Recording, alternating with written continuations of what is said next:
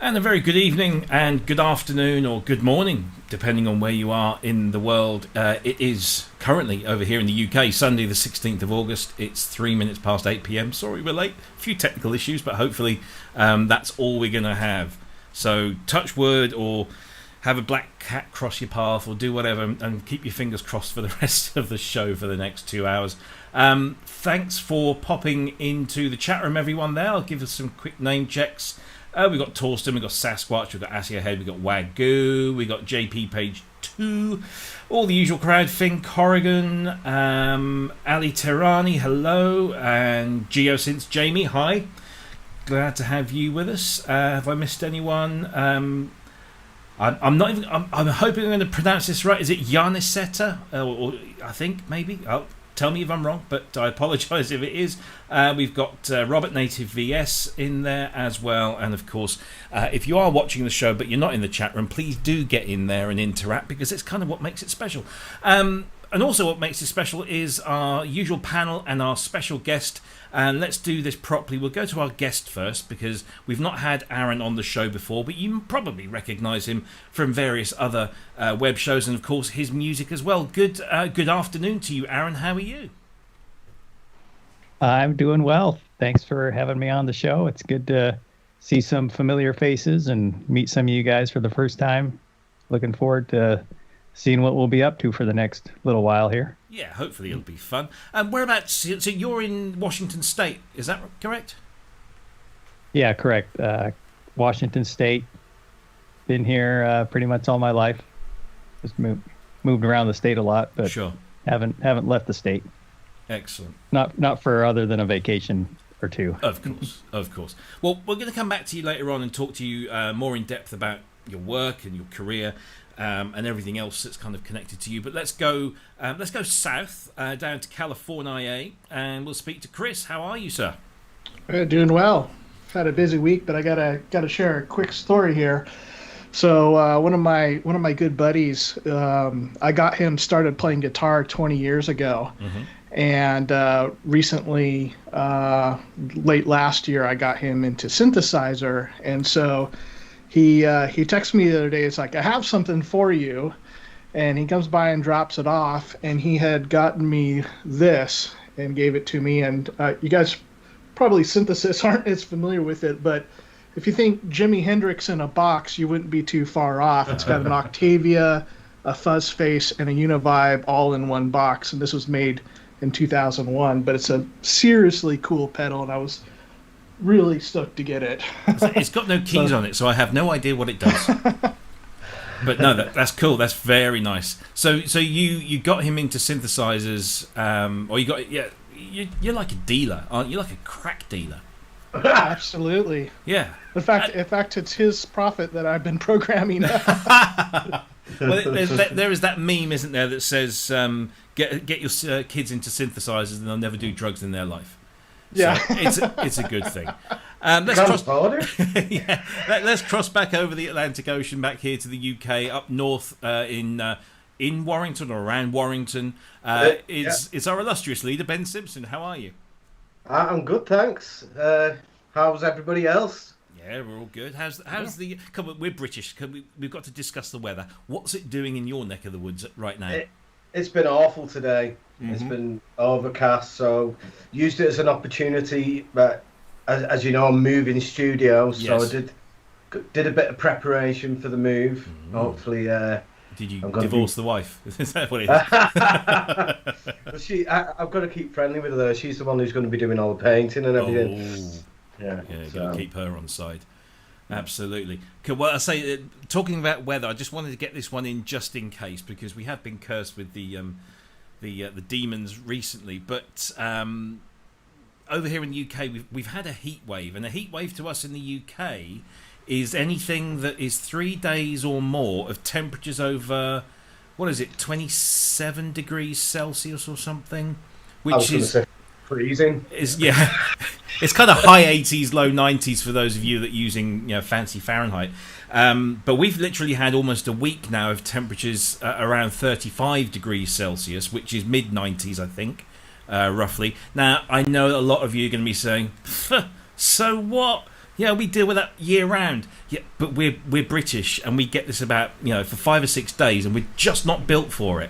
We're not built for it. Our houses aren't built for it. As you can see, I've still got the fan going in the background because it's still muggy, even though the temperature's dropped. However, because we've had a lot of this kind of muggy, hot, humid weather, there's lots of thunderstorms around, and there's a massive one going over about 50 miles east of me in Holland, and it's going to maybe come over at some point this evening. Hopefully it'll spent itself before it gets here, but just in case, power cuts, flashing lights, that kind of stuff. So just kind of putting that one out there in case we do get cut off, but fingers crossed we won't. Anyway, that's all that out of the way. So thanks ever so much for all the shout outs in the chat room. Good to see you all there and interacting and having fun. Don't forget, if you have a specific comment for any one of us, please do at us in the chat so that we can see it. Otherwise, we don't see it. So at Synth Network, or at what are you Ben Simpson today, or Red Electro. Yeah. So at Ben Simpson, and at Imperfekt. I guess I don't know if you're in the chat there, but yeah, you know the score. So do that in there, and just to make sure that we can see it, because we've got a lot to take on.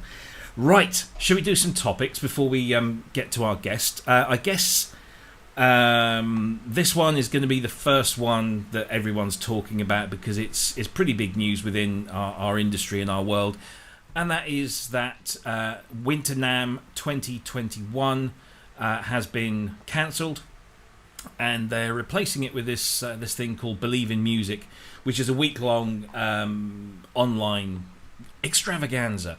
They say there's going to be a mix of comprehensive programming and professional education at believeinmusic.tv, as well as an interactive marketplace to connect buyers and sellers, all designed to elevate the innovation and inspiration found across the industry. So this is a big one. We've had all the shows cancelled. Synthfest UK was cancelled just the other week, and of course Superbooth went online, and all the other shows have all dropped by the wayside. Nothing's really gone ahead, but this one, was the one that we hoped might escape, because it wasn't until January, but they've called it early, and I think that's a good thing. Anybody got any comments or views on this one particularly? It's just one. Yeah, it's just a sign of the times, unfortunately, isn't it? But I'm not really. I don't think it kind of works really. the online thing. It's.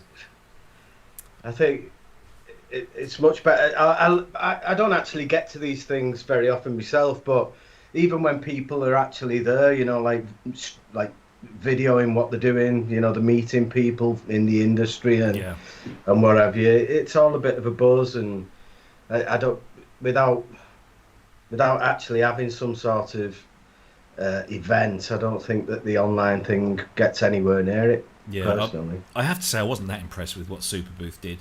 It didn't engage me, and I kind of watched a couple of things, and that was it. Aaron, do you? Because you're on that side of the United States, and I guess it's probably a 2 or 3 hour flight down to LA from where you are, maybe a little bit more. Do you ever get to go to NAMM? I haven't been to any of those shows. I've thought about it, and as I understand, there is one that happens in the Seattle area. Mm-hmm. I can't remember if it's some sort of a modular thing. I can't remember. It's my memory before lockdown. That's like another life. I can't really remember anything, but I was curious to see what you guys thought of the Superbooth, and I think, is that the only show that's gone full online so far this year? I think so. Yeah. The only one that's attempted to do what they did. Yeah. I mean. Yeah, and I enjoyed the videos, but there certainly wasn't the same fervor, as you say, as there normally is. Normally, you're like, okay, for like 2 weeks straight, there's going to be video from the show floor and all these cool demos, and it's really fun to watch. But in this case, it seemed just a few channels kind of had like an exclusive relationship. Yeah. So that may be exactly why we had the result we did, where there just wasn't the same amount of energy around that. Yeah, absolutely. Now, I think with Superbooth, it was, they had to arrange it with a group of content providers, I guess, just to try and ensure the quality. But yeah. To be fair, NAMM have called it early, and so they called it a week or two ago, and so that gives them roughly 5 months or so to get stuff together. So they've given themselves a bit more time to do this. I guess they've been working on stuff in the background as well, so that helps. But yeah, I mean, we're the kind of people that sit home almost every day and watch synth videos on YouTube. What's the difference between picking our own content or having it fed to us by somebody else? And I think we'd all like to pick our own stuff, but it'll be interesting. I was speaking to the organisers of Synthfest UK, Sound on Sound magazine, and they'd been just waiting and hoping that they could do it, and they did investigate the online thing, and they just didn't want to do what everybody else had done because they didn't feel it worked. So they've just cut it all, and all the effort is going into next year. Cryss, so this is your local show. I'm not jealous. Are you surprised by this at all? No.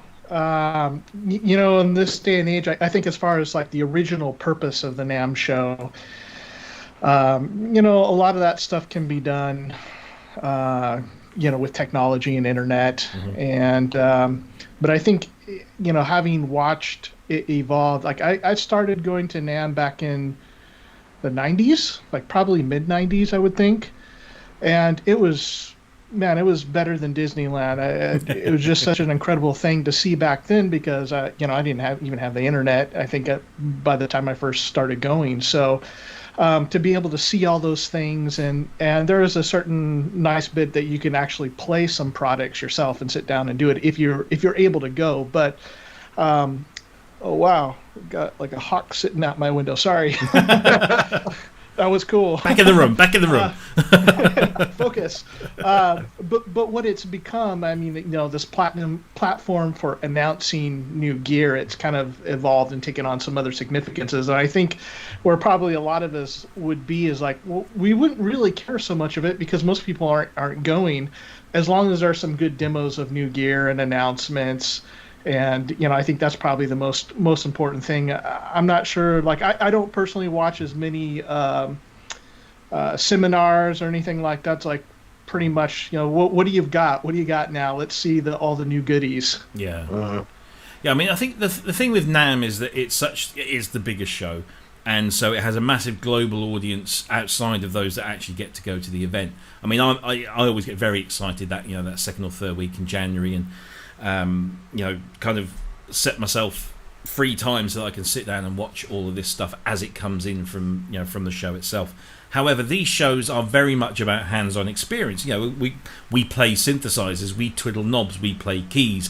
We do all of this stuff. It's hands-on, and I think we've been what's the word I'm looking for? We've been deprived of that experience this year. I'm certainly already missing not going to Synthfest UK, even though it hasn't happened, because that's where I go to play with new toys and meet old friends and make new friends. Yeah. And this is a big social experience, and we're not the only industry to have been hit by that, but it is sad to see that the big boy has called time on this year anyway, or 2021 should I say. Do you think this is going to be just this one kind of 12-month period? Do you think we might see more shows beyond January go? I hope not. I'm still not sure how we stand in the UK from a gigging point of view. I don't. As far as I understand it, my band Electro 80s, we're not going to be gigging now till next year. We're not going to be doing any. So shows and that, it's how long it's going to go on for, isn't it? Didn't regulations recently change, in the last week here in the UK, with regards to kind of venues and stuff? I don't know what the restrictions. I mean, obviously the restrictions were up until recently nothing, but or socially distanced, and it wasn't really working. But there was some change recently where they said, "Oh, we're going to relax it a little bit." So I don't know. I'm still not sure. I think like with big venues, that's okay. You can have or third the audience and still it's worth putting on. But with a smaller venue, if you have or third the audience, you can't physically like put the event on because you're not generating enough money. There's not enough bar sales. Yeah. So I don't see how that's going to work. It's either going to have to be full on or not. Yeah. And to be honest, if they said right now, we can have gigs and stuff, I just don't feel comfortable. Yeah.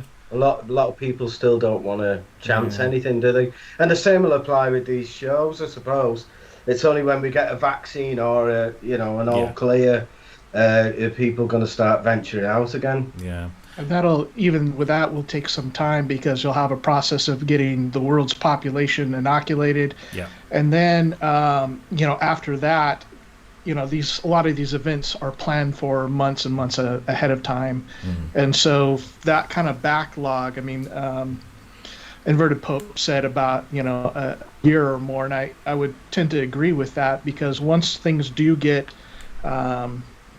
settled and we have some sort of way out of this, it is going to take a lot of time for the industry and the planning for all these events to come back around. So, maybe not until Winter NAMM 2022 or something that we would start seeing things come back. Do you think it's going to change the way that manufacturers release gear? Because every year, most manufacturers gear up to have either announcements or launches in and around January or at the time of NAMM, or as it used to be Messe, but now it's Super Booth over here in Europe. People would arrange launches for those times. Now that these events are not happening, is it going to give the industry a chance to sit back and say, hey, let's not beat ourselves over the head and try to get something out of the gate for January and then get it, half-assed and missing bits, or, there are probably countless examples of things that have been rushed. Could this be a benefit? Aaron, what do you think? Well, I was just thinking how during the last year, Behringer has pretty much become notorious for not following the trend of going to shows even and releasing at shows. Yeah. And some of the small manufacturers seem to kind of do things whenever, like the, Pittsburgh Modular. Mm-hmm. Well, it's a little different because in the last 6 months or so, there haven't been any shows. So things have just been trickling in a more natural way. And I would prefer that because, like you, I don't like seeing a demo when it's like, well, this is 60% complete and the chorus doesn't sound right at all, and you've only got 4 oscillators instead of 8. Yeah. And I prefer seeing a finished product, and especially we all have the experience of getting a product early on in its life cycle and there's problems, and if something can go in a direction to avoid all that nastiness, I'm not going to complain about it. Yeah. No, but it's going to make it. I was just going to say, I think for the people that do the shows, though, that works in their favor to say, okay, everybody's planning to announce all this really awesome stuff when our show happens. So our show is going to have more attention, and just the whole mechanism built around that is going to be healthier. But if people get used to for 2 years, well, we'll just show it when it's ready. We don't need to wait for a show. And they're not, that whole show thing, I'll be curious to see how it recovers or how it adapts after this is all done. Yeah, definitely. Because it's all just been shaken up. Yeah.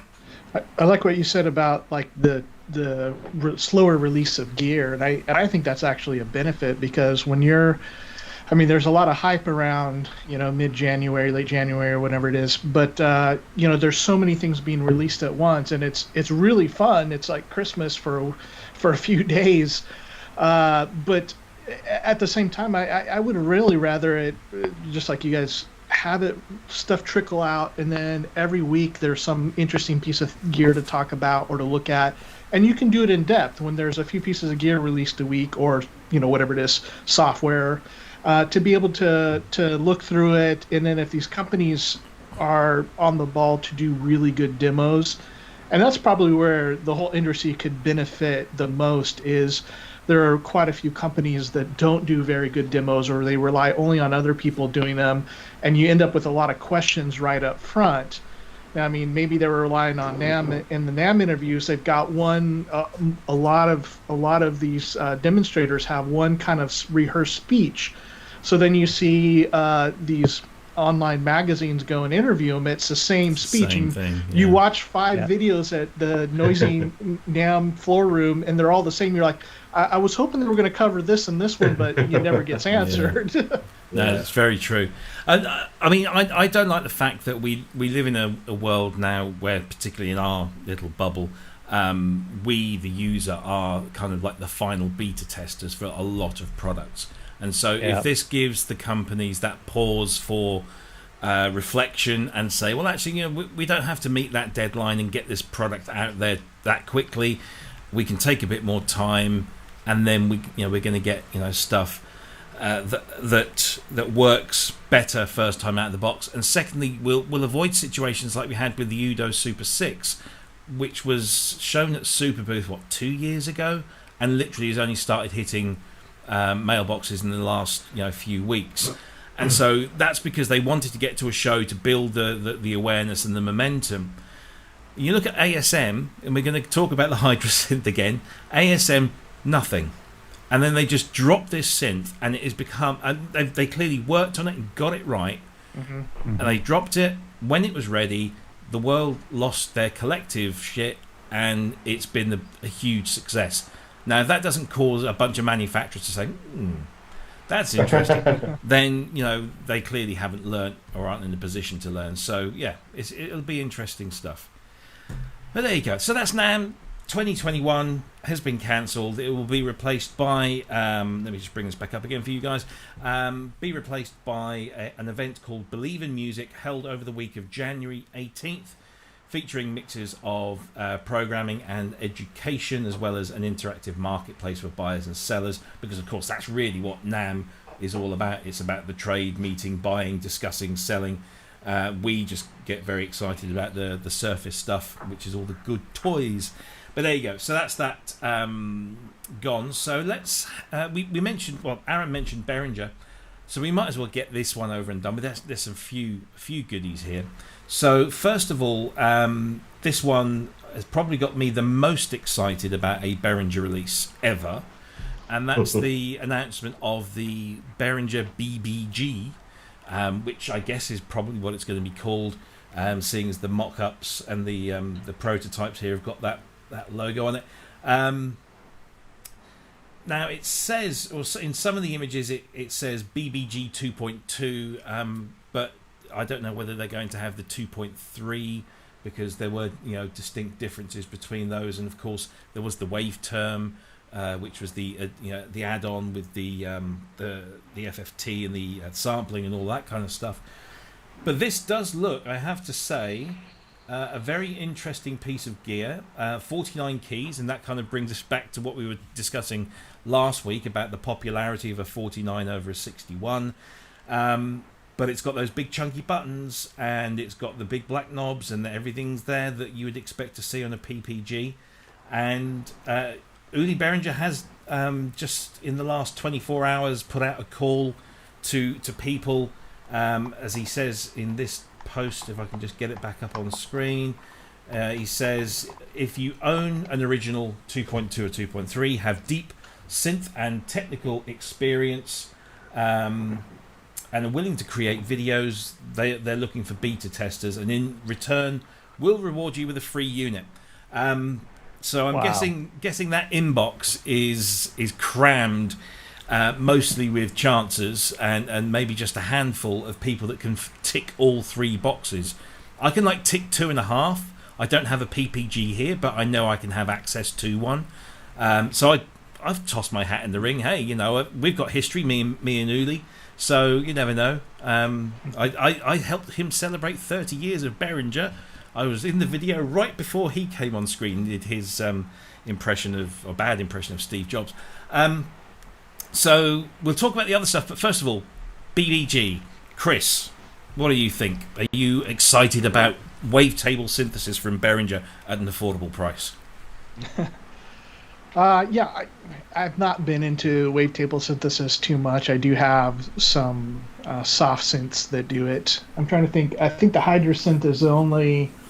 Just looking around right now. Oh well, the Hypersynth and the 4MS spherical wavetable navigator are the only wavetable hardware that I have. And so far, I would say I'm usually a little more geared towards traditional analog subtractive, or but you know, like to see some of these classic come out is always a good thing. And going back and watching some videos of the original PPG waves has been a lot of fun, and to hear them on classic tracks and kind of be able to identify that sound is great. I know there are a lot of people looking forward to it. So will I be picking one up? I don't know. I'm kind of just going to wait and see what people do with them. See if I get tempted. Yes, yeah, definitely. Ben, you're a fan, aren't you? Yeah, I love that sound ever since like Ultravox started using them in the early 80s. I saw an interview with Mitch going through all the possibilities of the sound, and he was comparing it to analog gear at the time and saying like that's all gone now, nobody's interested in that. we want these digital waveforms that we can do this with and that, and it has been a lasting. It didn't see off analog, obviously, but it has been a tried and tested technology that, and this, as far as I know, was one of the first to do it. So it'd be really interesting. I've got the microwave too, so I'm kind of all right for wavetable stuff. I've got the Hypersynth. I've got, I think Pigments is a wavetable thing as well, isn't it? And obviously Omnisphere, which will do anything. So yeah, I love the idea of it, but when it comes to tighter finances due to the current climate, and if they release the UBXA, the BBG, and the BS80 all at the same time, I think I'd have to go for the analog kind of offerings more. They're what I'd want. You're so predictable. Yeah, but I do love the idea of it, and if money wasn't an object, I'd definitely have it. Yeah, and it's also I heard it brought up in one of the chats about it. The people who's got the original PPG, they can't ever take them out gigging. No, they're just too delicate and brand. So this is a brilliant thing for Tangerine Dream are gonna love this. They can take it out and gig. Yeah, smash it up, just get another one. So the one that I want now, given Ben's sexy Northwest England accent, I think you said waveforms, but all I heard was wave farms. I'm like, I want that one. We have a wave farm, yeah. Dear, oh dear. Aaron, is this your kind of thing? Digital wavetables, that kind of stuff. Is that going to tickle your fancy? Not necessarily, and I'm wondering what sets the PPG apart from other wavetable synths. Why is the PPG worthy of being cloned? And I just don't know that much about it. I'm sure I've heard it here and there, but I'm wondering what drew Behringer to reproduce this particular wavetable synth. I wonder if it's a case of they're in this obvious program of cloning classic synthesizers, and given that wavetable synthesizers are currently having a bit of a revival, Hypersynth modal have got the Argon 8, and even things like the Sculpt and the Craft Synth wavetables. We've got the Wave State from Korg. It seems to be the buzzy thing. So I wonder maybe that's why. Does the PPG have a specific character that other wavetable synths wouldn't have for some specific reason? Yeah, see, I think a lot of it's the filter, isn't it? It's the analog filters, and of course the naturally crappy but cutting edge back then digital audio converters. You know, it's like the Fairlight. You know, you take a Fairlight and stick it next to, you know, a modern sampler today, and you know, clearly the modern sampler is way better because it has, you know, lower noise floor and cleaner outputs and everything, but it doesn't have the character that those flaws impart into it. So I guess that's that sort of thing. I know I want. Yeah, so I'm curious to see how the market reacts when this thing drops, and that could see where things will go from there. You know, if everybody grabs one of these and it's just the hot item, maybe we'll see more wavetable synths coming out. Who knows? Yeah. Robbie, let me throw this one at you. So Edna's Disco Machine in the chat says, "Are we scared that Behringer will clone a Series 2 Fairlight?" And let me ask you, what would be your opinion of that, being that they've are covering so many classics? If they did a Fairlight, how would you feel about that? I get asked that. I have been asked that a lot, given my closeness to them. I mean, sure, if they want to do it, you know, do it. Is it going to sound the same? They've got it's a lot more complex than just copying a bunch of chips, you know, as they have done with other products. And I think one of the biggest obstacles to making it viable in a modern marketplace is that, having used a Fairlight, it's not super intuitive. It's very clunky. It's, you know, you have to literally unlearn everything you've ever learned to start to kind of use it and get excuse me, it's choking me up, to get you know, to kind of get it to work and sound good. I mean, yeah, sure, go for it. But to be honest, when I speak to people, and I say this all the time, when I speak to people and say, and they say, oh, you know, Behringer Fairlight, I ask them, what do you want from a Fairlight experience today? And 90-something%, this is not scientifically accurate, but the vast majority of them say, we just want those sounds. We want those orchestra stabs. We want those 8-bit kind of, you know, we want that sound. Well, if you want that sound, you can get that very cheaply in a sample pack. You know, Arturia's CMIV does that fine. You know, it's not exactly the same, but in the mix, nobody's going to know. And trust me, you don't want to be using the Fairlight GUI, because it's especially the Series 2, because it's just very clunky and text driven, and you just no. If they want to do it, great. You know, there's nothing I can do to stop them. I'm not one of those guys. I'm not the snob that says, "Oh, you can't recreate that," because they're doing it, you know, with other things. So they clearly could probably do it. But as far as this is concerned, this BBG, I'm all for this. I mean, I've used PPGs. They are, I mean, they're like the Fairlight in as much as when you're in the presence of one, it's super impressive because it's big and it's blue and it does have this really unique sound. But they're also incredibly fragile. They don't like moving around. They're not giggable instruments, even though people did gig with them back in the day. But they're not, you know, they're not giggable instruments, and you can have a lot of fun with them.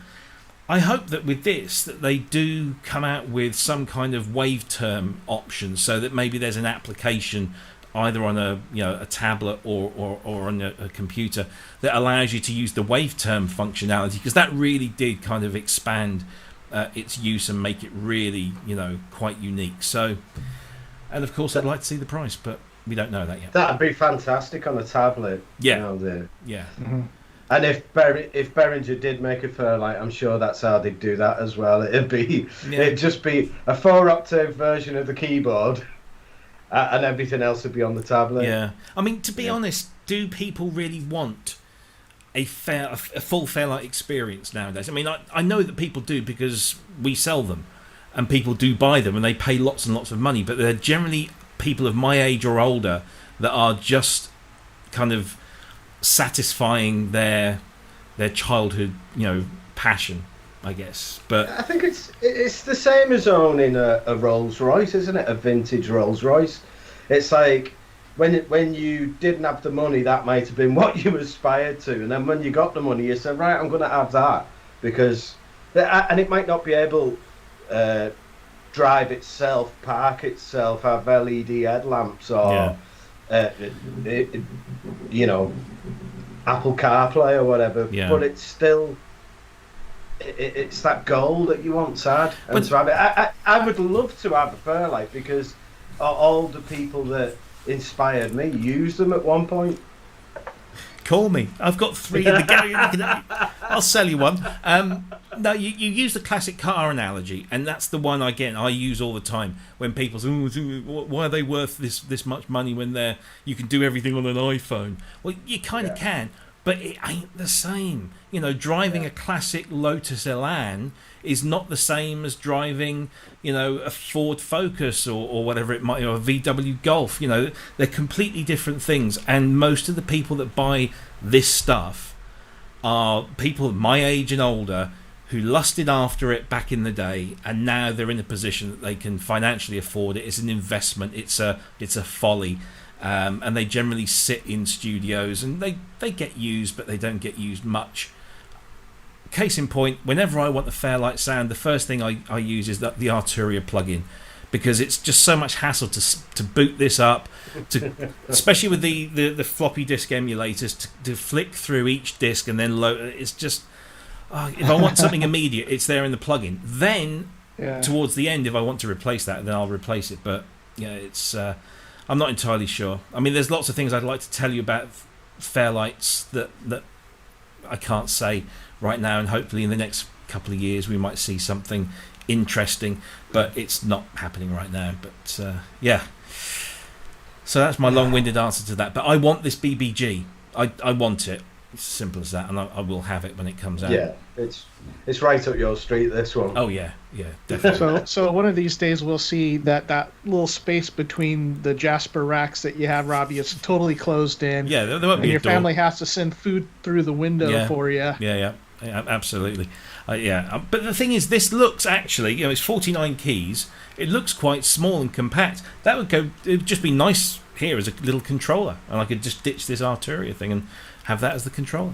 You never know. Is it about the same size as the DeepMind 12? Let's bring that back on screen. Version? Let's just bring this back. Is it the DeepMind 12 61 keys? Is it? I don't know. I can't remember. Well, the 6 is the DeepMind 6 is shorter, right? Yeah. I've never had a the DeepMind, 6 so I don't know.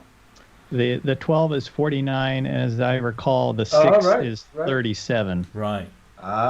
Okay, so this chassis is probably pretty similar to what they're using for it. So size-wise, it's not big at all. No. Well, it is kind of the thing that you could tuck into your studio, not have it take a ton of room. Yeah. Well, I mean, that one there is the Tears for Fears one that Uli bought in that auction, and you can see, you know, it's huge. You know, you can camp out on the top of that thing quite easily, and of course it's 61 keys as well. Monsters. And you know, why doesn't anybody do that anymore? Have that like back end? I know that the technology's shrunk so you can get it all in a smaller form factor, but that was really handy, that, for stacking synths on top of synths. Yeah, you wouldn't want to stack anything on top of that, because it gets hot and it's fragile. But the other thing is, and I think this has been pointed out elsewhere, is that, you know, the bigger the item, the more it costs to ship, the more it costs to build, and everyone's cutting corners and trying to minimise. So I guess if you don't need all of that, because when you open the back of one of those, there's a lot of fresh air sitting behind there. You know, so there's cards that kind of sit angled, you know, vertical in that thing, but there's a lot of fresh air in there. So I guess it's just all round construction and shipping costs and that kind of thing.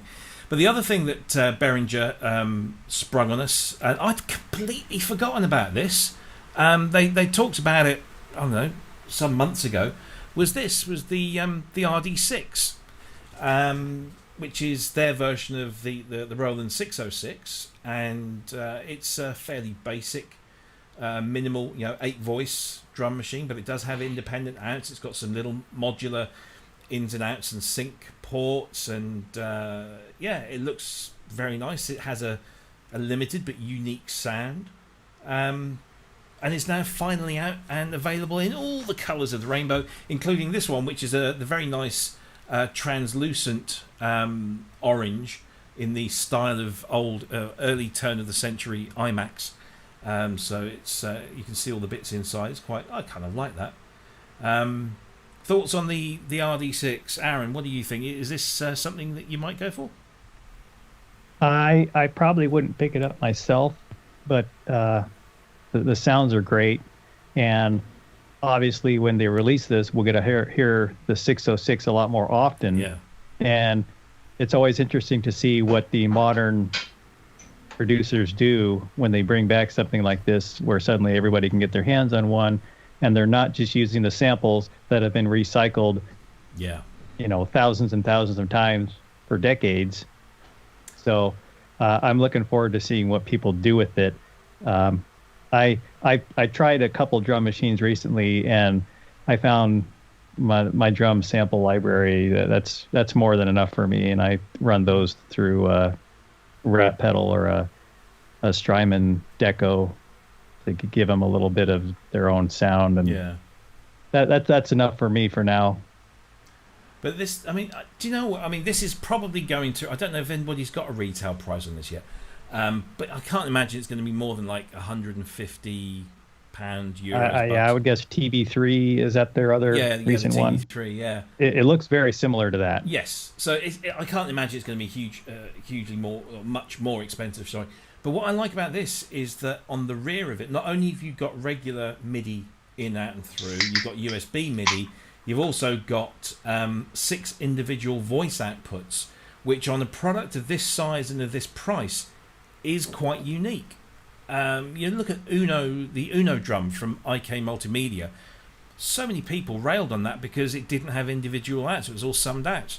So I think that's a really big selling point, although it doesn't have the ability to load samples like the Uno does. But yeah, Cryss, you a fan?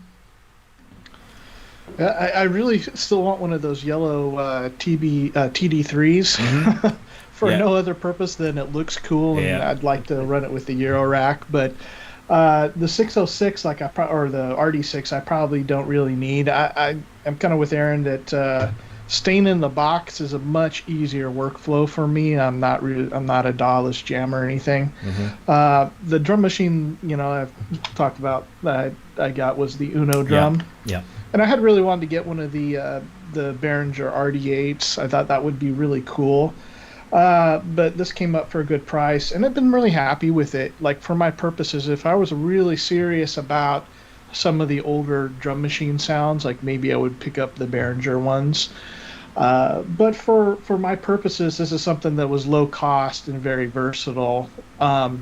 I do think it's great that they're remaking some of these. I was kind of missing my old DR110 the other day and wishing I still had it. It died a long time ago, but there's something fun about just setting up a drum machine and doing a little jam or coming up with song ideas with it. And so having some more low-cost alternatives. I'm not really familiar as to what genres really picked up the 606 sound the most, or what distinguishes it from some of the older ones. I'd be more familiar with like Lindrum or the 808, 909 type stuff, but that's always great. Yeah, absolutely. I think the 606 it was because it came out at the same time as the 303, which both flopped because they were both introduced by Roland to be accompaniment instruments to guitar players and that kind of thing, and they didn't really care. And it was only when towards the late 80s when the young up and coming musicians who had they couldn't afford all the latest digital fancy stuff were rifling around in Goodwill stores or their parents' attics and finding 303s, and then discovering, wow, you do this, it goes wow and all whatever. And the 303 obviously was huge. The 606, I mean, there's lots of people that are throwing names around, like Aphex Twin is known for using one, and I'm sure there's lots of people that are using them, but I don't think it quite achieved the same kind of rebirth as the 303. I didn't use the word rebirth. Yes, God, I missed that. But yeah, I'm like you. I think I'm still sorely tempted by the RD8, but I hate to say that whenever Behringer get an old synth and they put a picture up of it on their page, everyone's going, "Oh right, that's what they're going to be doing next." And they did this whole thing with the Lindrum recently because they bought all of that stuff from Tears for Fears, and there was a couple of Lindrums in there. And right now I'm right back into my Lindrum sound, and I would love a decent Lindrum. I mean, I'd love to own an original, but I just do not have that money.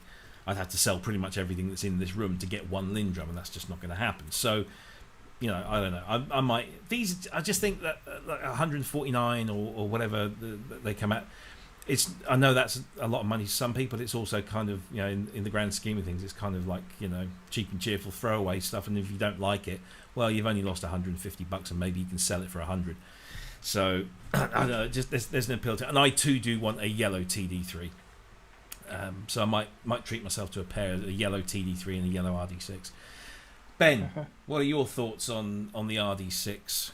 Well, we had the originals back in the day.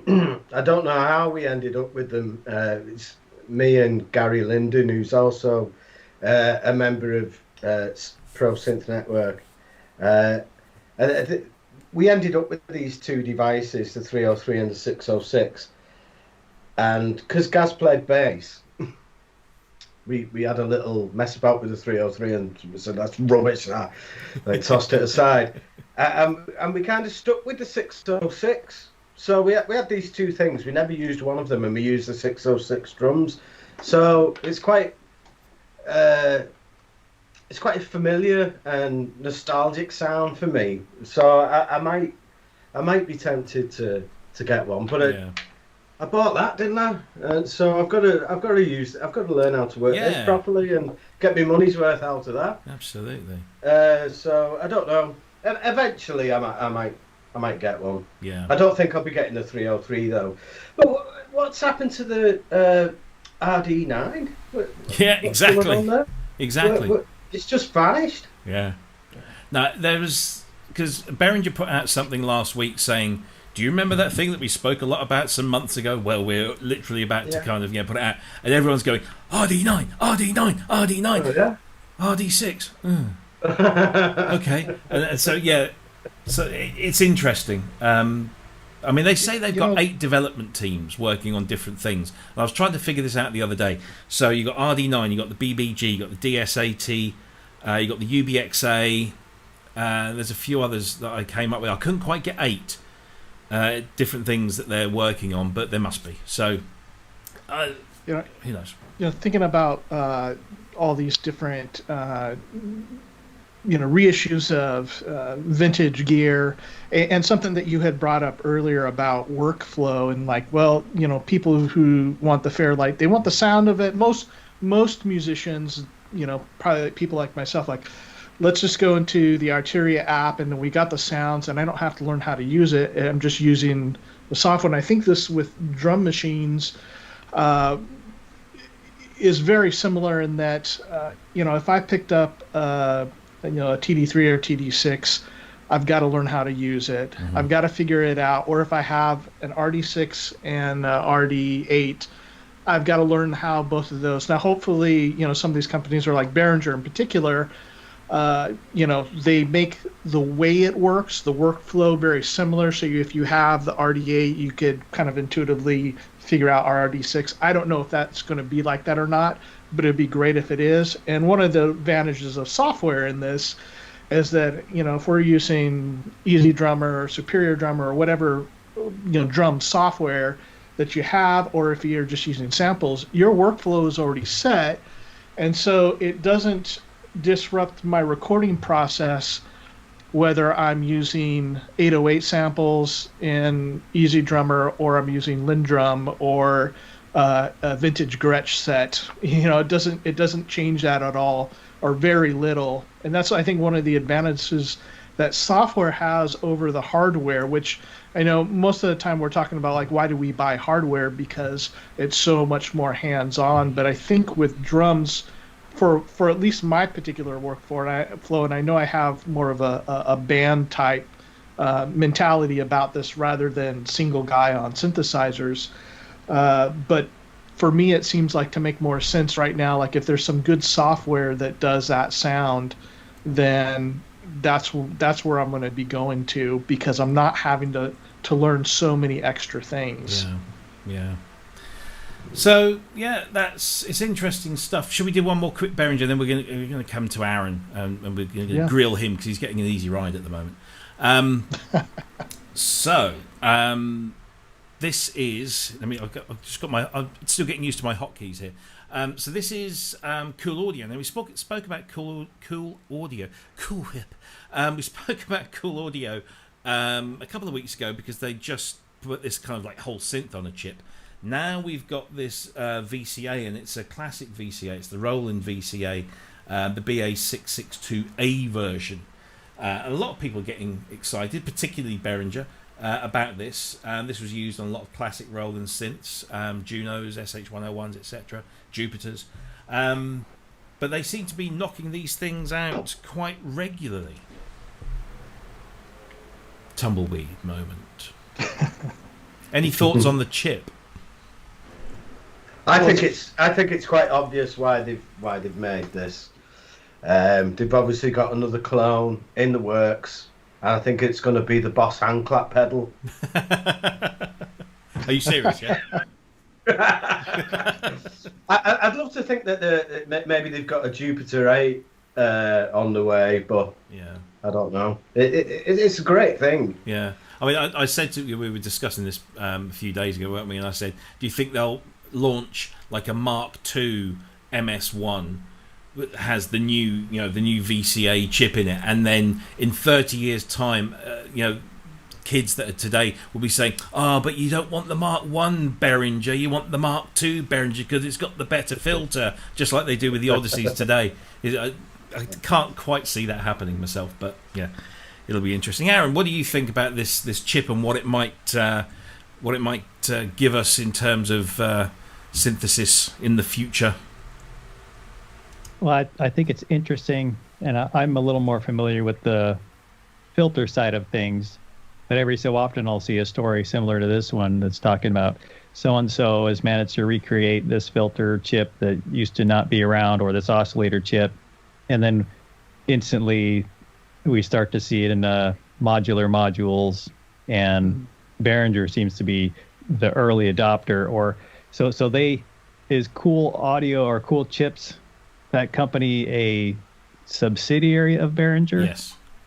Yeah. So, I mean, I'm guessing they're doing all this on purpose for obvious reasons. But the end result is we get closer to the authentic sound that people are after, because you're starting from the very basis of that authentic sound. So it's only going to make things sound more like we want them to, I would guess. Mm-hmm. I don't see any negatives. And since it's not Behringer themselves that are doing the chip, it sounds like any manufacturer could probably utilize these chips, I would guess. And currently do, I believe. I think, don't Dave Smith use some Coolaudio stuff? Native Yes says they weren't, I think in the last show, that they weren't using... Oh, right, okay. And it was... he'll pipe in and let us know what it was, but... yeah, I mean, these chips, the other company that was using I completely spaced on last week was XVive, and them doing the Bucket Brigade devices. So to see some of these other companies, or even like Sovtech with tubes, coming out with more and more, it's great for, so one of the companies that I've been a little bit newer to, but I know Aaron has been using is it's a G-Storm. Because you have some of their filters, right? Yeah, I've got two of their filters. I really like them. A 2600 clone filter and SH2 clone filter. Yeah, I've done pretty thorough videos of those two, so I think I've done videos of both of them. Yeah, I really enjoyed your videos on them. In fact, I picked up their mixer. I think it's just one guy actually, but seeing the chips available for small boutique manufacturers like that has been fun to see what they're going to do with them. One of the things that I was thinking about is so the version of the this chip, I believe, is more like what was in the Juno voice card, where it's going to be surface mount. It'd be interesting to see if they come out with, and so obviously that has a lot more application for modern synthesizers or new things being built, because most everything has gone to surface mount. I mean, through hole. I don't know what other industry still uses it besides audio applications, hi-fi, or this kind of stuff that we enjoy. And even in the synth world, most of it's still surface mount. But it would be interesting to see if they do a range that are the larger size through hole components, just specifically for the application of repairing old synthesizers. I mean, think about some of the very rare parts that are starting to die out from these 70s synthesizers that are getting very difficult to find. Now, I don't think the business for that might not be big enough for a chip manufacturer to really want to get into just for a few repairs. Obviously, the new synth market is going to be much more lucrative, but just given but I mean, still some of these companies are doing it, and so I think X5 would probably be more in that market, but it'd be interesting to see. And certainly a lot of us that like Roland are looking at what's going to be coming out with this the BA, what's it, 662 662A. Yeah, it's interesting stuff, and I guess time will tell where these chips turn up. Clearly Behringer are going to be making use of them, but they're infiltrating every other manufacturer, and it seems that they'll be the chip provider of choice, just because of sheer cost. I guess they've got a massive operation that can knock this stuff out. So it'll be very interesting to see. So plenty of activity on the Behringer front after it being pretty quiet for a little while. So I think we ought to go and speak to Aaron and ask him a little bit more about himself. So we're going to shine the spotlight over there. So Aaron, before I'm going to let Cryss kind of dig into you as well, because he's kind of more familiar and has probably more questions than I do. But first of all, tell us a little bit about yourself as an artist, as a musician. Where did you start? What you're doing? How do you do it? Wax lyrical on those subjects.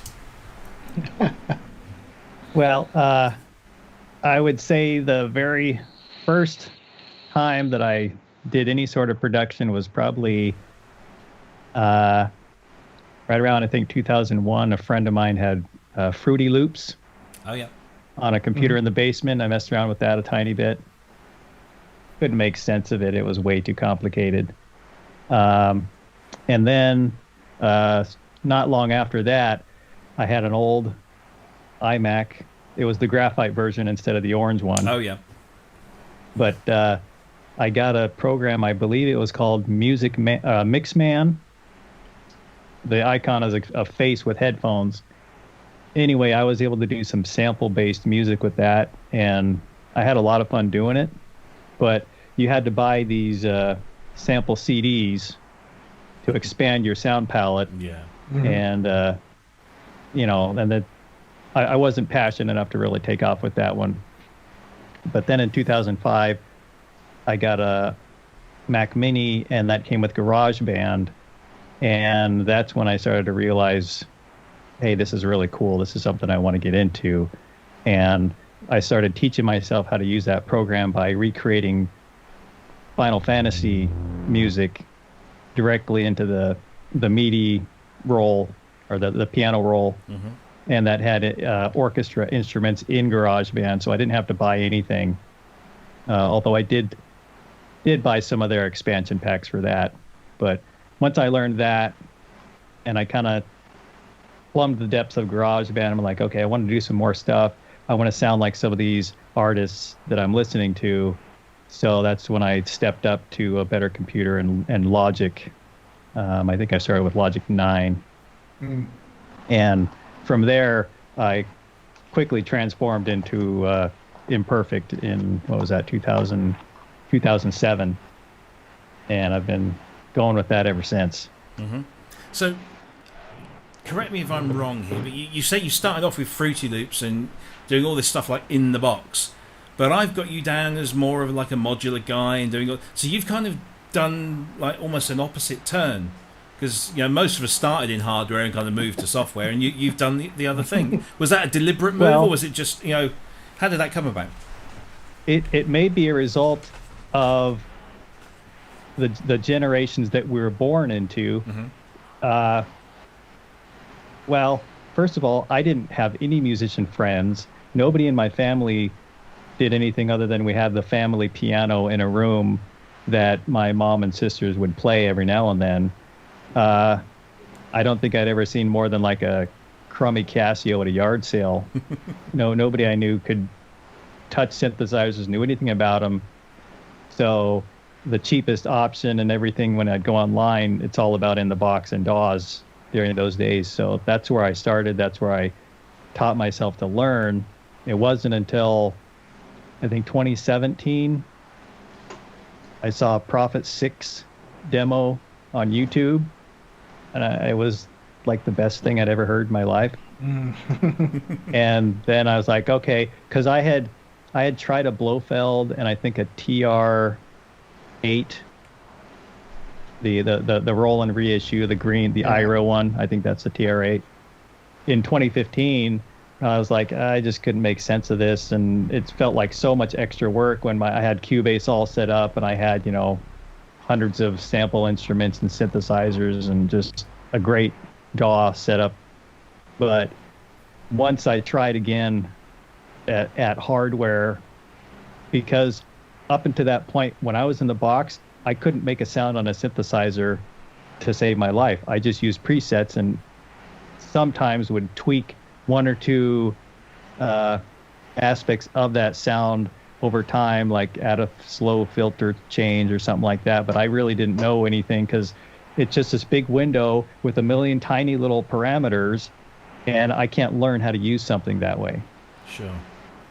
So when I tried again after seeing that Prophet 6, and then I ended up pre-ordering a Novation Peak. Mm-hmm. So this is kind of my personality. That was my first real hands-on synthesis experience, was getting a Novation Peak and sitting in front of that and trying to figure out how to use it. Yeah. And which is, diving in the deep end. And I actually ended up buying some of Geosynth's when Jamie released a patch set for that. I got that, and that helped me learn how to use the synthesizer, because I'd hear his patch, which was so much better than the factory patches. Apologies, Novation. And I was like, well, how did he do that? And I started to learn the synth, and I'd load up a patch of his and start to deconstruct it to figure out how he did it. And once I started to unlock those patches, I was like, well, wait a minute. This means I can hear a sound in my head, and if I know this box well enough, I can create that sound exactly like I hear it in my head. Mm-hmm. And that I was done from that point. Like, okay, it's hardware now. I started to lose patience dramatically for sitting in front of a DAW and using the mouse to tweak these tiny little parameters and just cycling through presets. I was like, this, it's like, I'm trying to think of a good comparison, because, using the DAW was always, I'm approximating the sounds that I want with these presets. And then over here, well, if I get the synthesizer and I learn it, I can create the sound I hear in my head. And to me, that's the holy grail of being an artist. Yeah. Is transmitting your imagination into the medium as close as possible. So it kind of became like crack cocaine, similar to the pedal comment earlier. Yeah.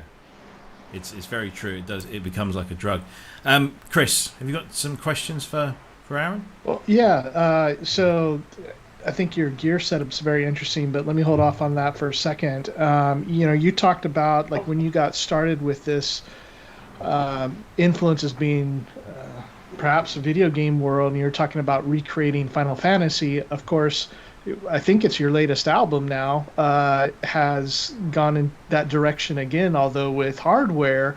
Talk about your influences. What was the music that inspired you to make the music that you make now? So that I call it analog RPG. that was based on primarily, I'd say, Squaresoft, Super Nintendo games type music. Mm-hmm. Like in my head, that's what I was hearing while I was creating it. But the palette that I was using is totally different because, as far as I know, most of that was sample based, that was crammed into a little chip that they could mass produce in a Super Nintendo. So I couldn't say whether they even used like digital saw waves and square waves and some of that. I'm not really sure. They had a lot to work with, but they had to program it in there, and that would be what they had. Anyway, so Final Fantasy games, Secret of Mana games, Chrono Trigger, some Zelda music, like Nintendo music. I mean, just I grew up with video games. I'm kind of antisocial. That was my life. So I've always wanted to be a game music composer since before I could even make the music. Like, man, I wish I could make the music for these games. I just love the music. Was one of my biggest draws to the games was the music. If it had good music and was an okay game, I thought it was a great game. Yeah. So, especially considering how long you would be hearing, especially on the old, 80s video games, you'd be hearing the same music over and over and over so much. Yeah, and that was a big part. So I had to kind of rewire my workflow to create the music for that most recent project, because I think, okay, can I handle listening to this loop for 15 minutes? Can it loop so that you don't know it's looping?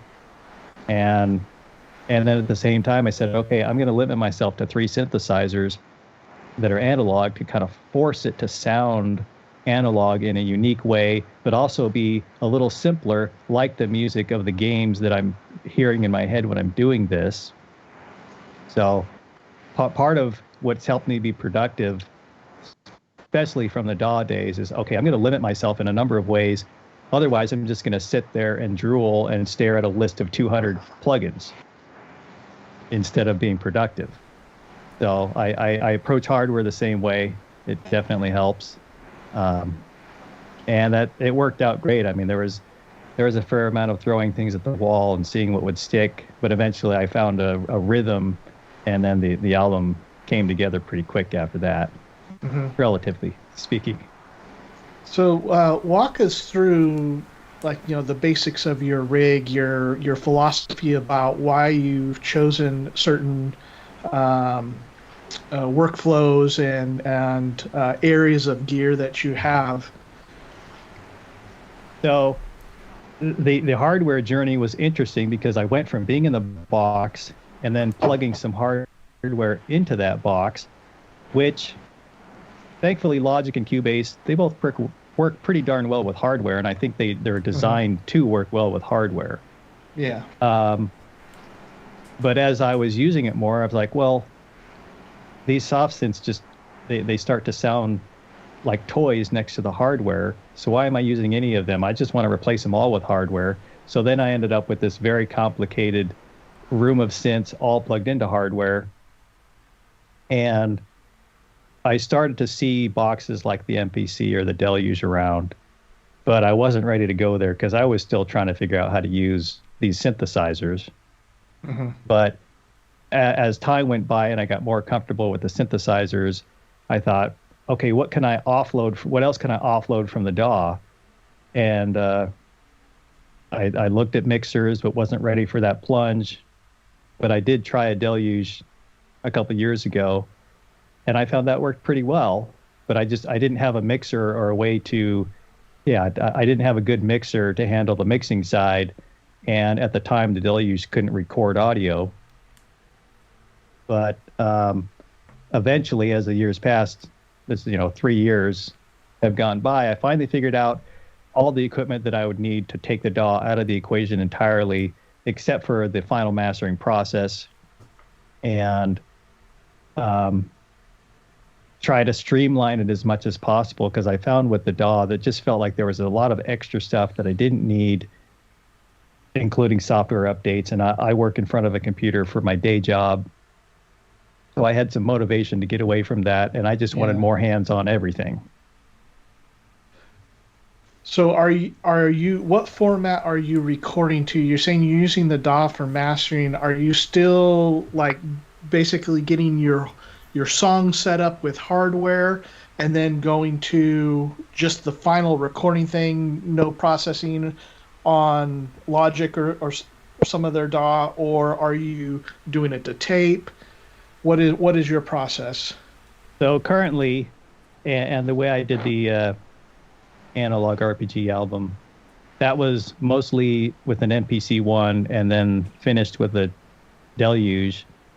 But with both of these devices, you can track one synth at a time, and then you can see them in little rows, similar to a DAW, and then you can mix those tracks once more to a final file. So I'm ending up with a pre-master wave file for each track, and I hang on to the separate stems of that track for a little while until I know I'm really happy with the final mix.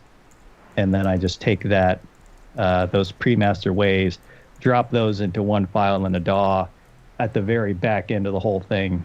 Yeah. And just master them, even out the levels, figure out how to loop them precisely. So that's something you have to plan ahead is, okay, I have to have a long tail on these, and then I have to remember the BPM so I can cut them in the right spots, and so they'll loop seamlessly. That was a challenge that I hadn't encountered before. Mm. So is there any difference in the way that you're recording? So first of all, so you and I are on Jamie's GeoSynth show, Team US, once a month, first of the month, first Sunday of the month, Team US. Or as I always think, like I always hear Homer Simpson, USA, USA.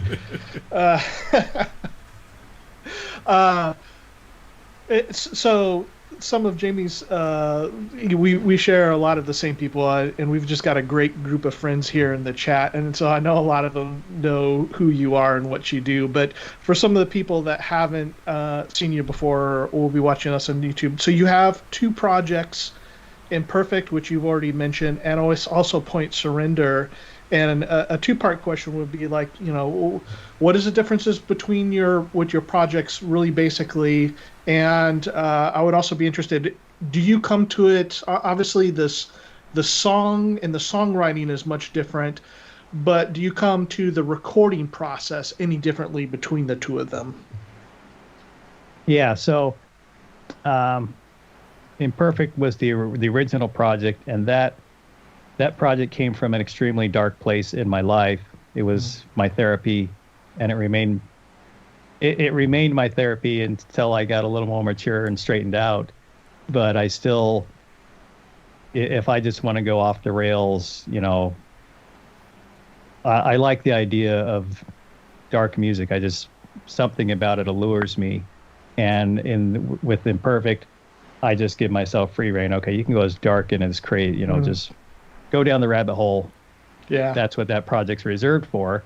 But when I started using hardware and started listening to music and my life was going in a more positive direction, I didn't want to close a door on that dark expression of myself. So I'm like, okay, I feel like I just need to make a new project because I don't want to reform Impurfekt into Boards of Canada. It just doesn't seem like the thing to do. And I know sometimes, I want to scratch that dark itch still. So Impurfekt stayed there. And Point Surrender, at the same time I came up with that, I was also transitioning into hardware. So I basically said, okay, Point Surrender is essentially going to be a live hardware project. And I've reserved it for that. I haven't used any sample-based instruments with it. I don't plan to. I want it to remain a hardware project. Whereas Impurfekt, like when I'm going to start working on my next space music album, I'm going to multi-track the heck out of that and just put the deluge to its limits, have like 16 different tracks recorded and mixed and just have these magnum opuses. And I know I can do it on an MPC, and I think I can do it on a deluge, which is basically the way I used to work in a DAW. Is you end up with just dozens of tracks and you sit there and tweak a mix for 6 months, At least that's how I used to do it in my DAW days. So I'm going to continue to work that way with Imperfekt as far as an album that I do with Imperfekt. But Point Surrender, it's like I'll spend 3 to 4 days, sometimes 2 days, coming up. I can produce in real time in the studio and just craft the mix until I really like it and write down on a whiteboard, okay, this filter moves from this number to that number at these bars, and just rehearse it over and over and try to play a part in there, turn on the cameras, turn on the recorder and go. And I may have to do that 6 times before I get it well enough that I feel okay with it. Mm-hmm. And then the results of all those sessions go into a folder until I've got 10 or 11 that I really like. And then I'll master that into an album for Point Surrender. So hopefully that answers the question. Well, perhaps let's give Aaron a break for a moment, and then we'll come back. Yeah. Have Ben ask some questions, and I'm just thrilled because I really like Aaron's music. The Point Surrender project, I like both of them, but I've been listening to the Vigil. I've been quite vigilant about listening to it, and I probably go through that album at least several times a week as I walk. And so I've just been really curious to dig in a little bit deeper with how you've been doing things, Aaron. So I hope you don't mind, like the us grilling you, because it's been something that I've been interested in. But all right, Robbie, what do we got next? So I'm going to indulge myself in this one. So we everybody jokes about me mentioning a Fairlight or a DX7 at some point in the show every week. Drink up. Yeah, drink. This time we're going to mention the DX5, which is my pride and joy. It's, the one that I love the most, because French company Hypersynth have just announced, and this is exciting really for me only, they've just announced their new version of their H card, the 705, which is specific for the DX5 and the DX1. You get a pair of these.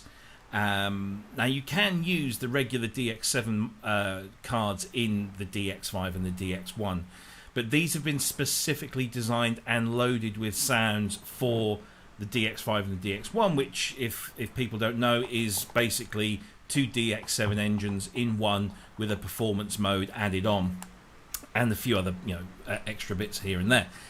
Now, these would not normally, I would say, warrant a feature on the show, but what really excited me about these was the demonstration, because they have produced what is believed to be, and I'm pretty certain that their claim is valid, the first commercially available set of patches and performances for the DX1 and the DX5 since the synths came out in the early mid-80s.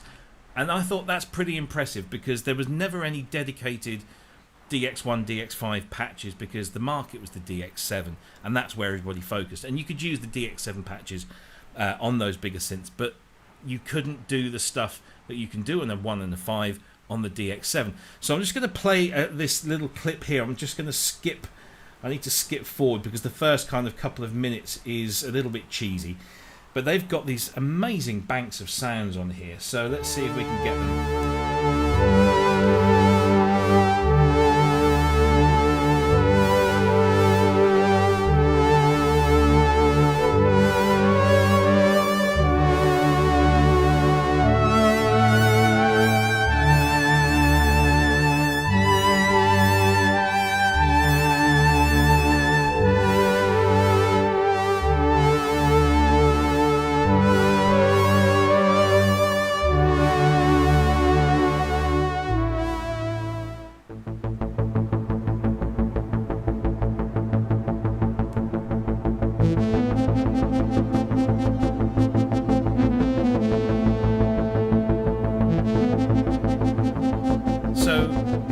Just a snippet. I mean, I have been literally watching this video in a loop for God knows how long, because I'm so excited. The only downside is that this pair of cards is $389 of your US dollars. for a pair of these cards, that's a lot of money for some RAM cartridges. However, what you get for that $389 is obviously these new sounds, but you essentially get cartridges that will store up to 800 banks per cartridge. That's 25,600 voices. So yeah, I mean it's all you'll ever need, really. And they come preloaded with all of this stuff. Let me just show you that. So this is the stuff it comes preloaded with. The first couple of banks are these new custom voices and performances. Then you've got the original DX5 cartridges. Then you've got curated collections of specific type sounds. So you've got bells. Hey, there's a new one for the DX. Harps, bass, organs, guitars, strings, Moogs, Waldorfs, analogs, electronic pads, blah, blah, blah. And then you've got the factory DX7 cartridges. So all 8 of those. There's 1A, 1B, 2A, 2B, so on. And then you've got the VCR patch banks, which includes the great patches by David Bristow, Gary Leuenberger, Bo Tomlin, amongst others. And then you've got all the space to store as much else as you like on there, which is fantastic. So I'm just really, really strangely excited by this, and I'm now thinking, Jesus, I mean, the amount of money this is going to cost to buy these 2 cartridges is almost the same cost as a synth in itself. I was looking at a Mega FM, and that's only about €50 more than buying one of these. But these sounds, I mean, I thoroughly recommend everyone go and watch this video, because if you think that DXs and FM synthesis is cheesy, tacky, all about bell sounds, and so on and so forth, I mean, the DX5 really is an incredible instrument, and I can personally vouch for that. This demonstration really shows it off for what it can do, and I think it will give some people a whole bunch of gas over one of those. Did you, Ben, we haven't heard from you for a little while. Did you get to listen to this, and what were your thoughts, or if any? It just sounds...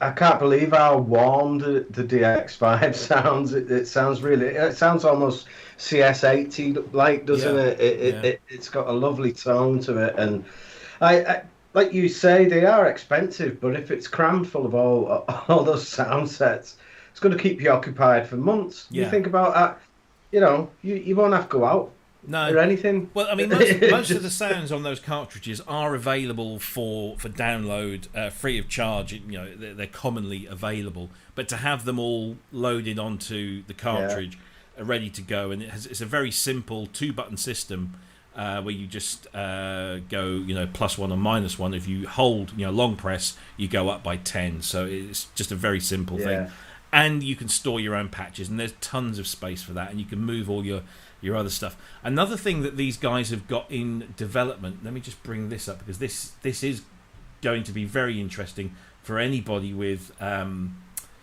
a DX, whether it's an 11, a 7, a 21, a 5 or a 1, is this thing, which is the H display. Now there's nothing more than just this picture of it at the moment, but it's essentially a dongle. It's a box that you just plug a cartridge in, and it reads the sysx information and displays exactly what's on that cartridge.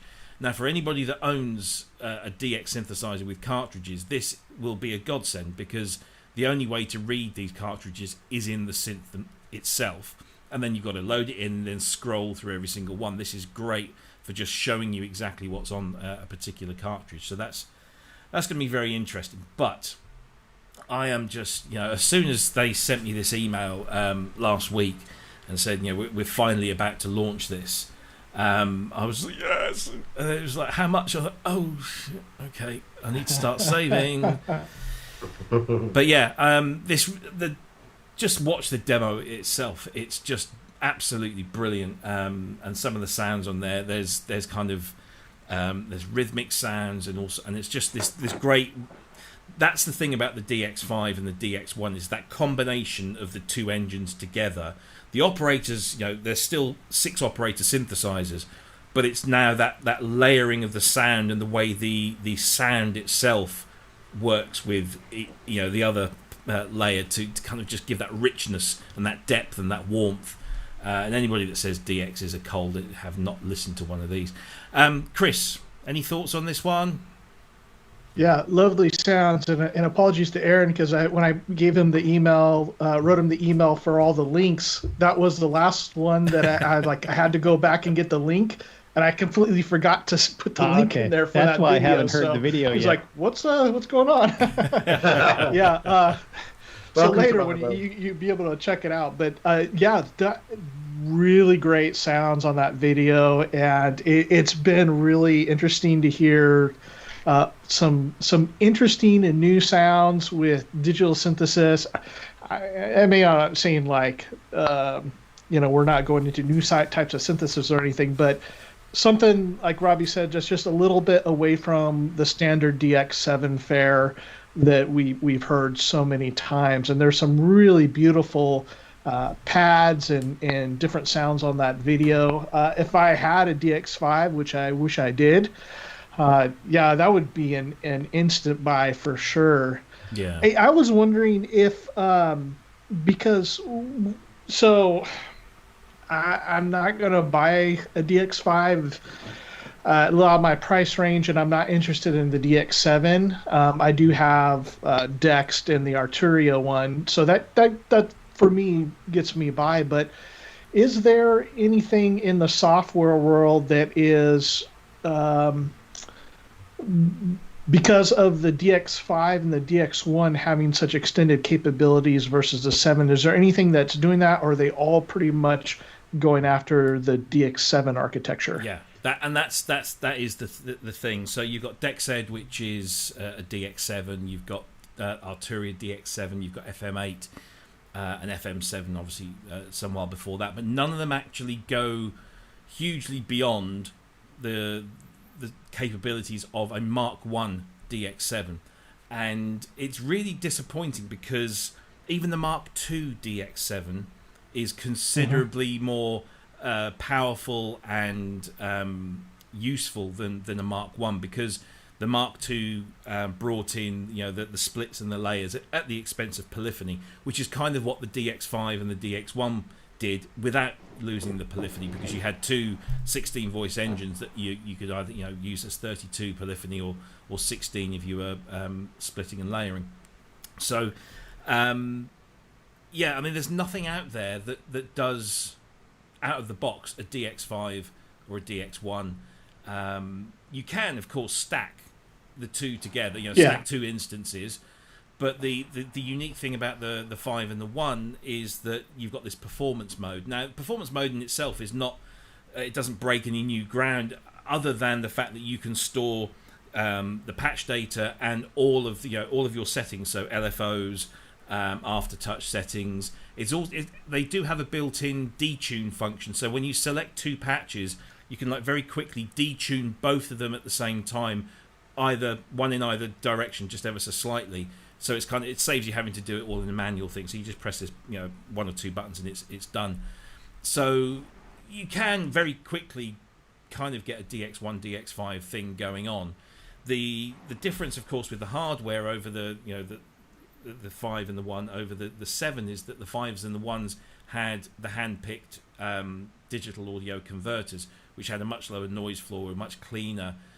So it's just it was a premium instrument built with premium components, whereas the DX7 was more mass manufactured. So I'm disappointed more that there isn't a DX7 Mark II or a TX802 even module or plug-in rather than DX5 and the DX1. I think that would be even better, and hopefully Arturia might upgrade DX7V to that, because there are some amazing DX7 Mark II patches that go way beyond what the Mark I could do, and really put it in the same league as the D50 in terms of that sonic capability. I mean, I've got some patches on there designed by Sound Source Unlimited back in the day, and they were designed by Manny Fernandez when he was asked by Gary Leuenberger, can you come up with some sounds, because the DX7 Mark II it's just not selling. Now that the D50's out, everybody wants a D50 and nobody wants a DX7 anymore.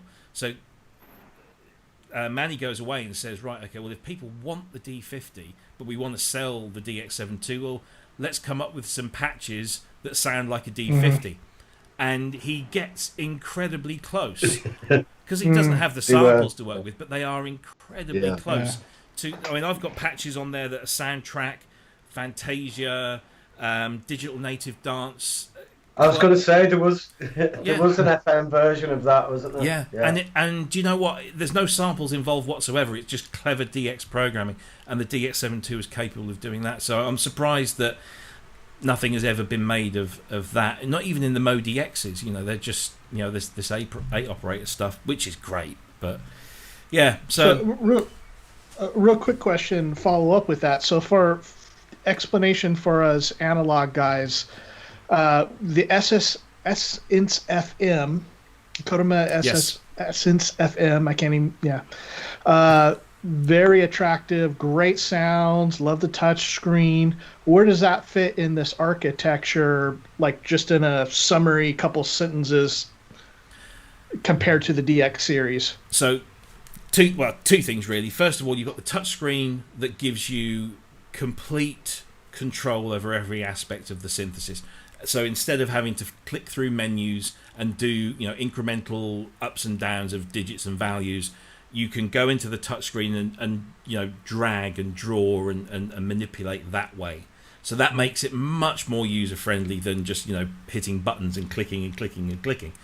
The other thing is that it's a 6 operator FM synthesizer, but it's freely assignable operators. Now with the DX7 and the DX1s and 5s, you had 6 operators, but you only ever had 32 algorithms, and these were the kind of the main algorithms that Yamaha determined were the ones that covered the broadest range.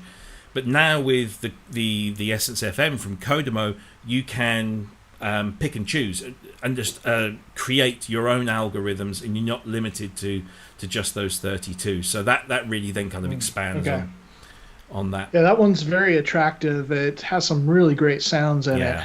Yeah, it's. I think now they've got the build quality issues under control.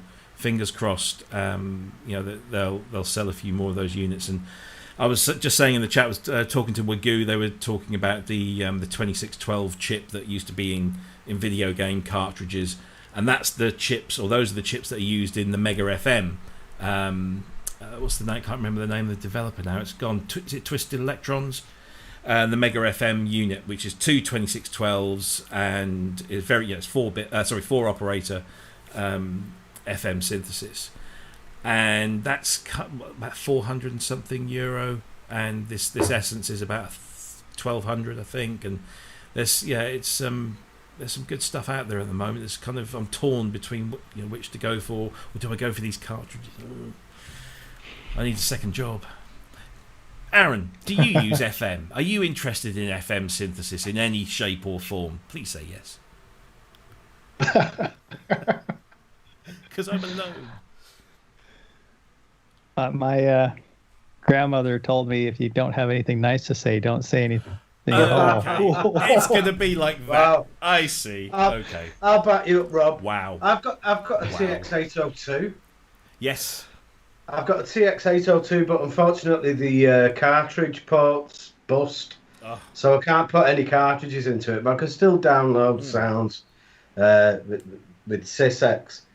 I was wondering, because I've not had it for a while. I lent it to somebody a while back, and they've kind of kept it. But was that the one I saw on eBay the other day with a broken cartridge port? Yeah.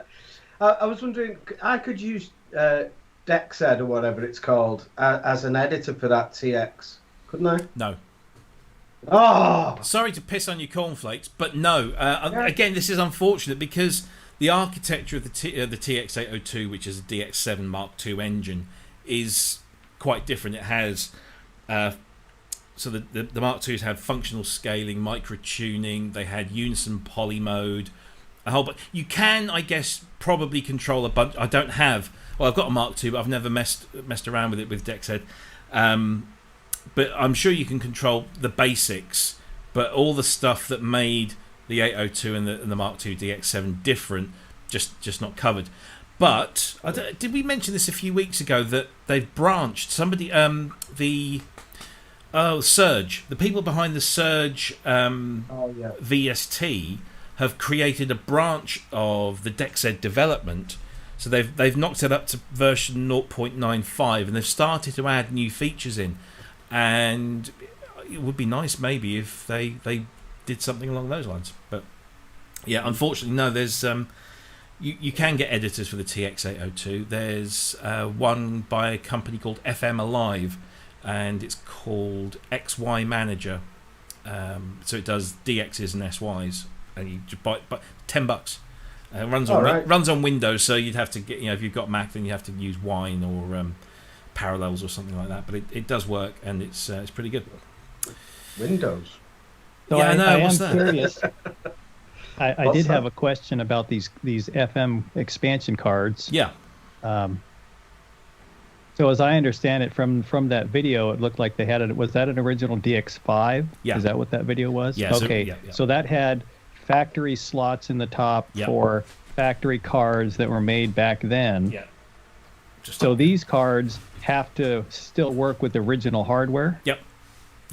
So yeah, that's impressive. So what I'm wondering is when they have, say, a Moog bank on there, is it utilizing samples, or is it single cycle waveforms, or are they just trying to craft something that sounds like a Moog synthesizer? That one, yeah, the last one. Wow. They're just they're creating sounds, and with particularly with the ones and the fives, because of that richness of the two voices working together, you can get a more analog style feel. But yeah, I mean, if you look through, and there are thousands of patch banks out there for the DX7, if you look through them, you'll see references to Moogs and ARPs and all this kind of stuff, and it's an approximation that the clever programmers could get ballpark, but clearly it's not going to be the same. It's a different architecture, but yeah. So these cards can't expand the capabilities of the synthesizer in any way at all. They are simply just memory banks. That's all they are. Wow. Yeah, and it's great. I mean, we've got. So these are the ones that I currently use, which are made by a guy in Milan, made by Synth Square, and a little happy face on the front. So these are exactly the same proportion as the originals, but they have a dial on the front with 16 places. So that's 16 cartridges, and each cartridge has an A and a B side. It's a bit like a record. So you have 1,024 patches stored on one of these, whereas the originals, you would only have 32 for the basic one. So it's obviously a massive difference. Wow. And this is this is modern technology. I say it's modern technology. It's the technology in these cards is just simply an EEPROM and a couple of circuits and switches, and that's it. It's very simple inside, but these guys are keeping these things alive, which is nice. Can you switch that dial while the cartridge is in the thing? Or? Yep. Yeah. All right. The only problem with these, and he has, because I reviewed these on my website, and when you insert them, they go backwards. So this is facing the back of the synth. So you can't even see. So that's the only drawback. And there is a reason. Apparently, the reason is the limited space that you can't put the switch on the other side, but everything else on that one. The H cards have this digital display and it all faces you. And I will say that Stefano, who does these, is producing one that goes the proper way round, so to speak. So you'll be able to put these in and see where you're going.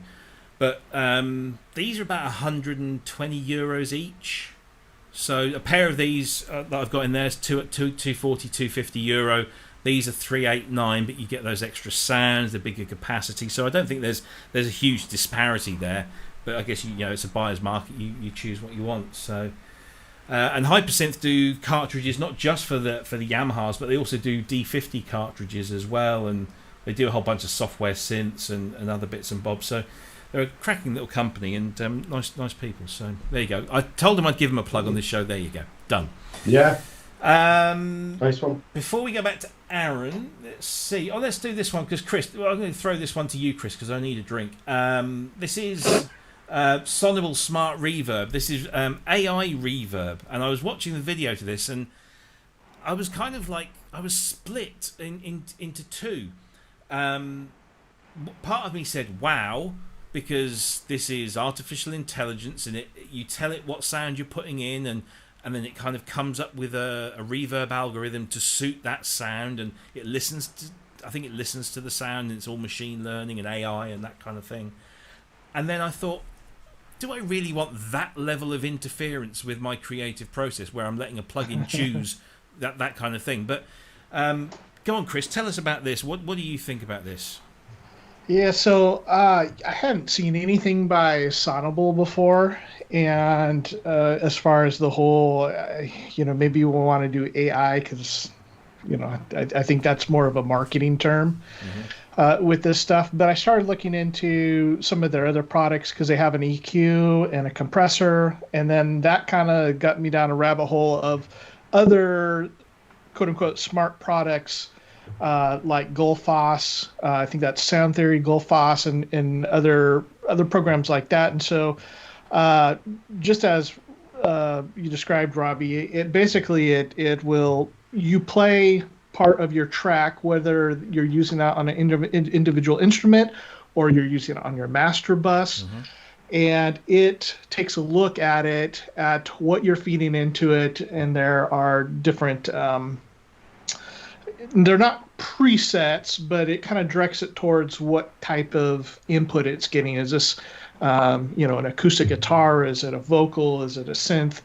And then it creates reverb that is appropriate for that. And one of the things that I had kind of thought about it up front, as I was wondering, well, if there's most of us already know how to use reverb, we use compression and EQ.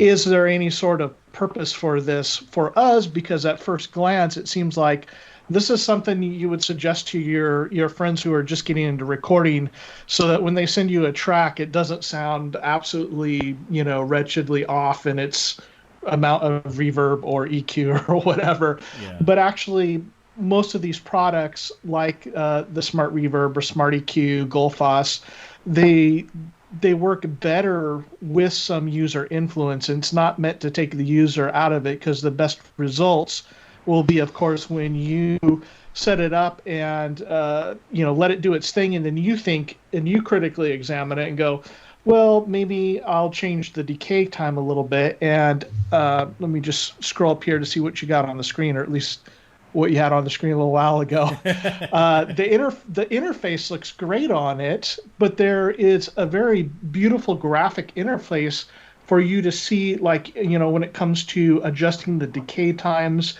in certain frequency ranges. You have at the bottom,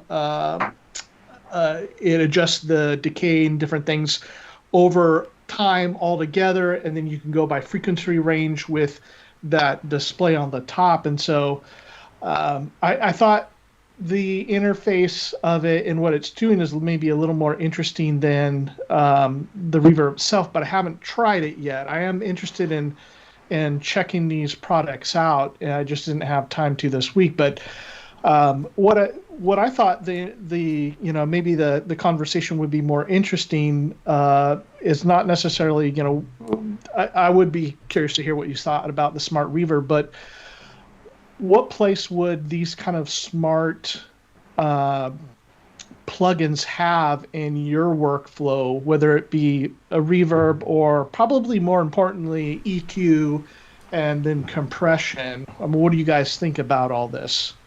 I'll go first. I'll say where I see a benefit in this is, like, as you said, people that might not have huge amounts of experience in using effects. We all know that, as young kids, when we were starting out, we'd stuff as much reverb and as much delay and all this on everything, because, oh, wow, listen to that, it sounds like I'm playing in a stadium or whatever.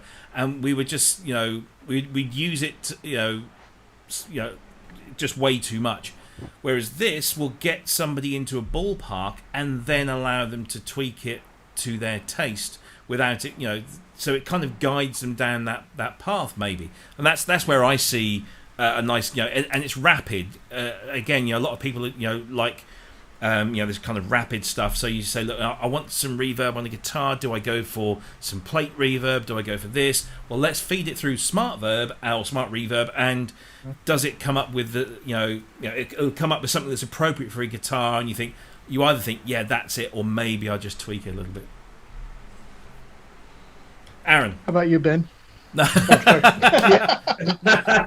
And there's a Go latency ahead, Ben. because we probably on the live stream we both said it at the same time. But let Aaron go first. He's the guest.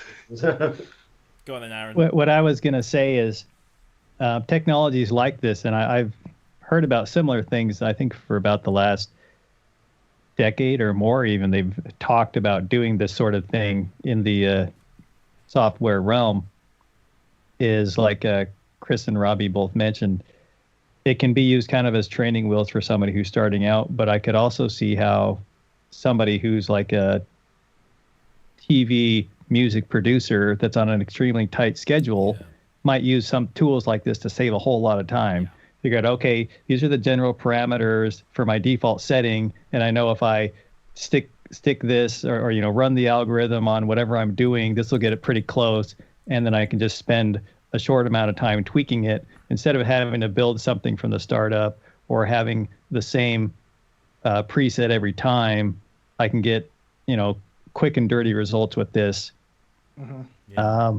I tend to just shy away from the philosophy that this is following in general of I don't like hand holding at any point in the entire process unless it's something I'm totally unfamiliar with and have no patience to deal with, which I've kind of gotten over all that. I've been producing for so long that I've basically had to figure out how to do every single step of the entire process on my own, and I prefer to do it on my own now.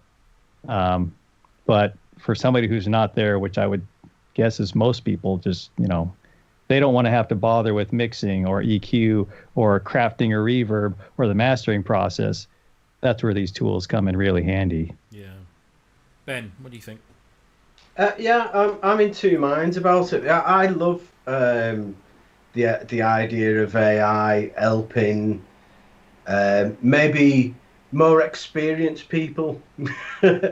Right. So I like the AI when you know what you're doing and it's to help you to get somewhere quicker or whatever. But I think that somebody starting out, these are like almost like blinkers that'll channel your creativity away from the discovery side of things. Because a lot of great things that you do when you're starting out are because you don't know what you're doing. And it's like, I did, I ended up with this like infinite feedback on the reverb, and it really worked. And it's things like that I worry that as things become more intelligent and more perfect, we're going to lose some of that discovery stuff. We need people to actually stumble across great things. Yeah.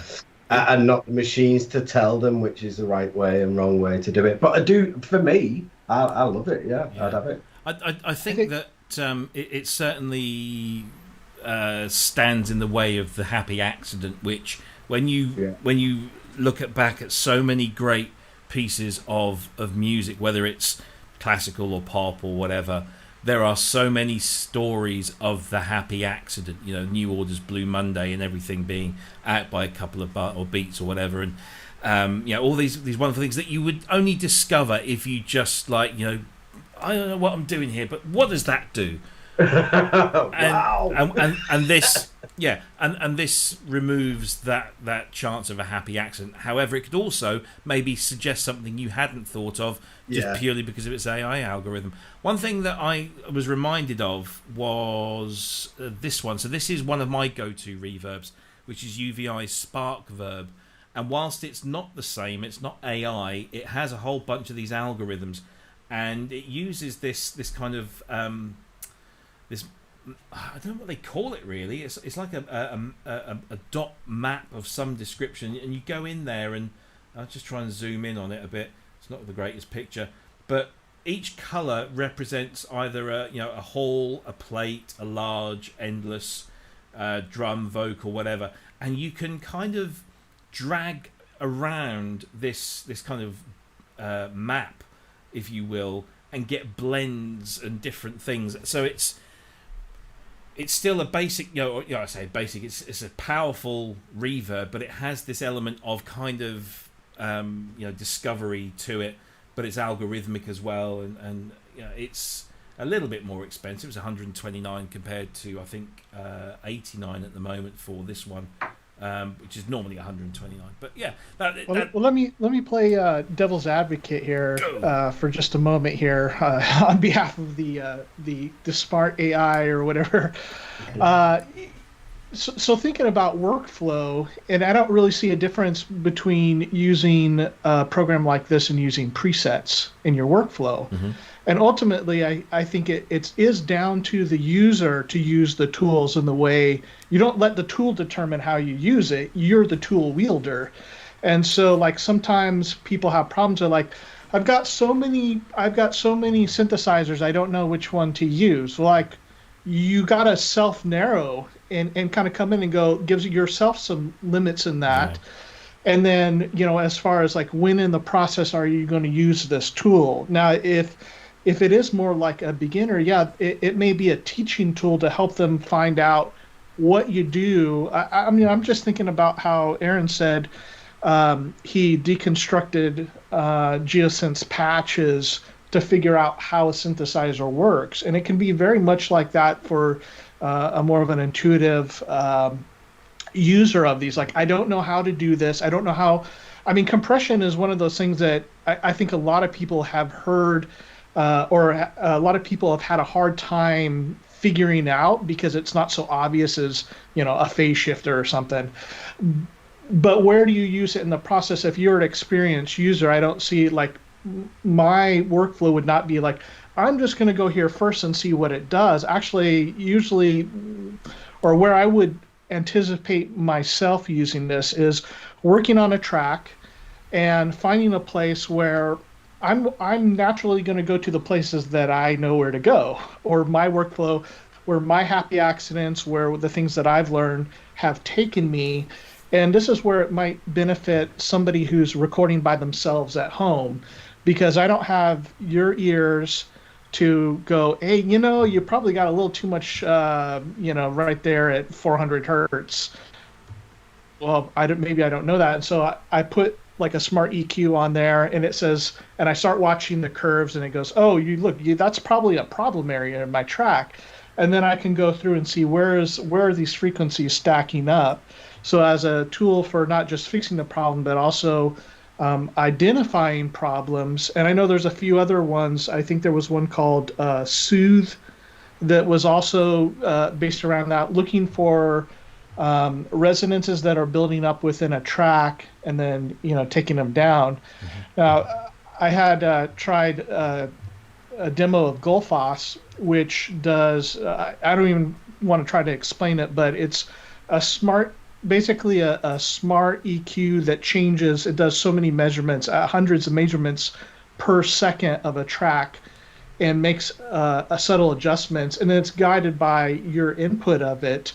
And so first, let me do this here. I put it on one of my tracks, and it didn't do very much.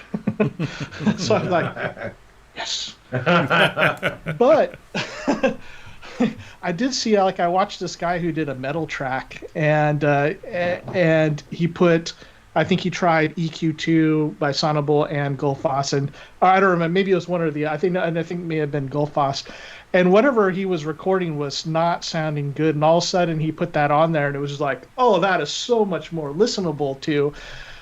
Will he be affected by that, though? Will he go like, oh, I see where I don't have enough low end in my track. This metal is really lacking some power to it because there's no force into lows and lower mids, something like that.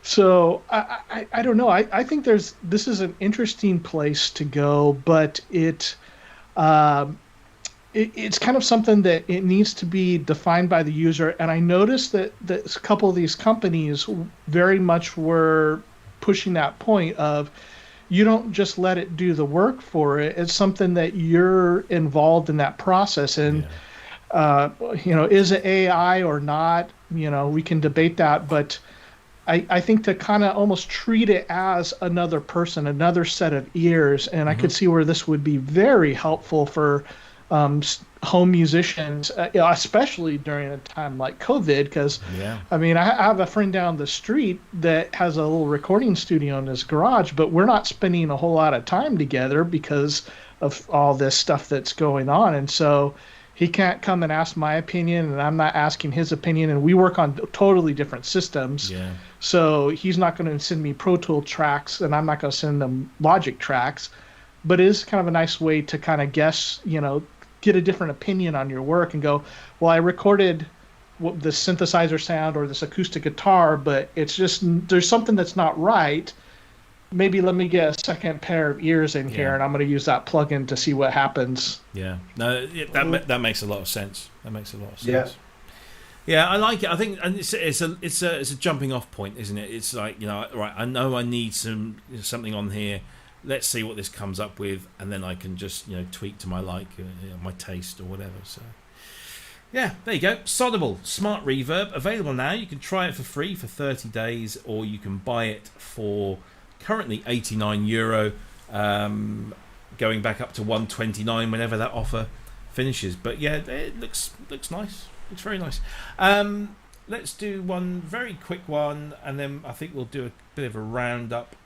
This one is kind of late. You guys may or may not have seen this, but you probably have an opinion on what this thing does. So this is Aloha by Elk, and it is the latest, I guess, in a long line of low latency collaboration or online collaboration platforms.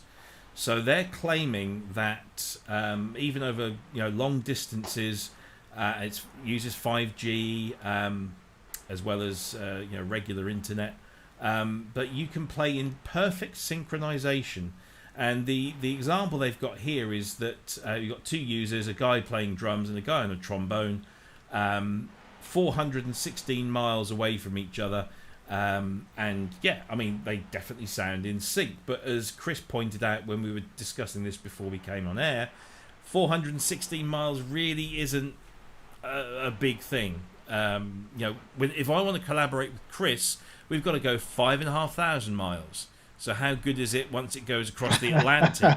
And we all know that the Atlantic crossing, that big wire that runs on the seabed, introduces a distinct amount of lag. So it would be interesting to see. But this is the umpteenth time that a company have tried to come up with this online collaboration with ultra low latency, so we could all play together in time. Cubase had something many years ago. Ohm Studio did something a few years back. Whole bunch of other things. Is this just another thing that's doomed to failure and disappear after a couple of years because it just won't work? Or what does everybody think on this? Come on. I could see it taking off more so given the current environment. Yep, absolutely. I mean, simply as people say, well, we need to get together and practice, guys. How are we going to do it? Oh, there's this option here. It doesn't have to work perfectly for a band to, I assume, they could deal with a certain amount of latency to still practice. So I see that use for it. But given I can hear the latency just from running a synthesizer through a mixer into a pedal, and that's going all of 6 feet, I cannot fathom that they can achieve what they're claiming they can achieve here. Yeah. I don't buy into that unless somehow they're negating the laws of physics. Yeah, exactly. Latency will always be there, won't it? I could see it being useful for plenty of application, just maybe not a very critical latency type thing. Yeah. I mean, they claim that they're partnering up with the likes of Steinberg, Yamaha, that they've developed a desktop version of Steinberg's Retrolog VST that was on display, I think, at Superbooth last year. They've got lots of fancy partners like Ericsson, Vodafone, and other creative entities. But yeah, I just don't. I hate to say everything is impossible because I don't think everything is impossible. But I don't think it's in our lifetime that we will have an infrastructure, a global infrastructure that will allow musicians to collaborate without, with literally zero, close to zero latency, so that I can be here playing my drums and Ben can be playing his keyboards and Cryss his guitar and Aaron his modulars, and we're all in time because we're bouncing data backwards and forwards across thousands and thousands of miles. Every one of us has got a different internet connection. I've got fiber. Some, Ben might have just regular copper wires. People might have satellite connections, and different download speeds, different upload speeds. There's so many variables, and your computer itself is going to cause some kind of lag. As Aaron said, you create a signal chain, and that's going to introduce latency. You've got latency over MIDI. You've got latency over audio. You've got all of these variables that one piece of software surely cannot embrace all of that stuff and make it, perfect. Well, that was my question this morning, was about, how do you get it? Because I had been talking, with the guys about latency and trying to figure out things with our setup. So I had done some research on internet latency, and a lot of people are quite given to hyperbole about how near instantaneous it is.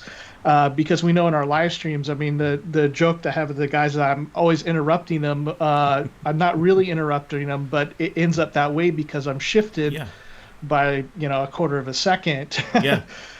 But I think maybe where the application, so of course we're all we're international. We've got a couple of guys West Coast, U.S., and a couple of guys in England, and I don't think this is going to work for us. But how would this work for a band that's a local band in one city? I think that's where we would be looking at it. I mean, I just saw some posts about Metallica having these internet practices because they're getting ready to do a drive-in movie presentation for a concert. So maybe, it's people in my own city. Maybe it's within 50 miles. Probably most people are living within 10 miles of one another that are playing within a band. So there's not a great deal of latency intercity. And so, you could have, your drums and your guitars and your synthesizers and whatnot, singer playing. It's probably going to work out pretty well for that. Like you think about latency even in a practice room. So you guys are standing 10 feet away from one another, and you've already got about 10 milliseconds of delay between you.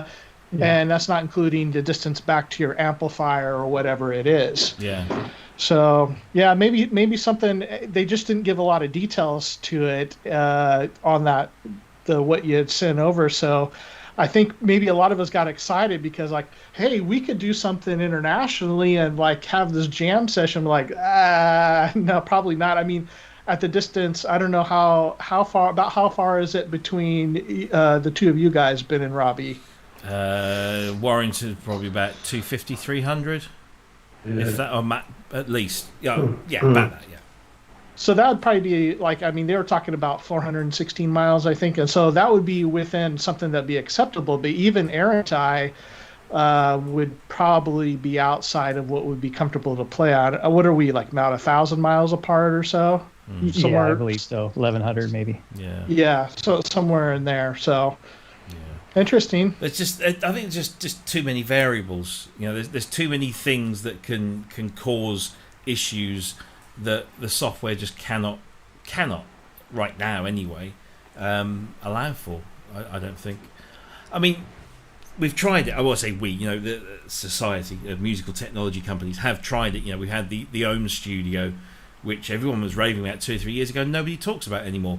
And was it Rocket Network, the Steinberg one, many years ago? It's like, really? I mean, crikey, it's just, no, I don't. Don't want to say it's impossible. It's improbable. I don't see it really.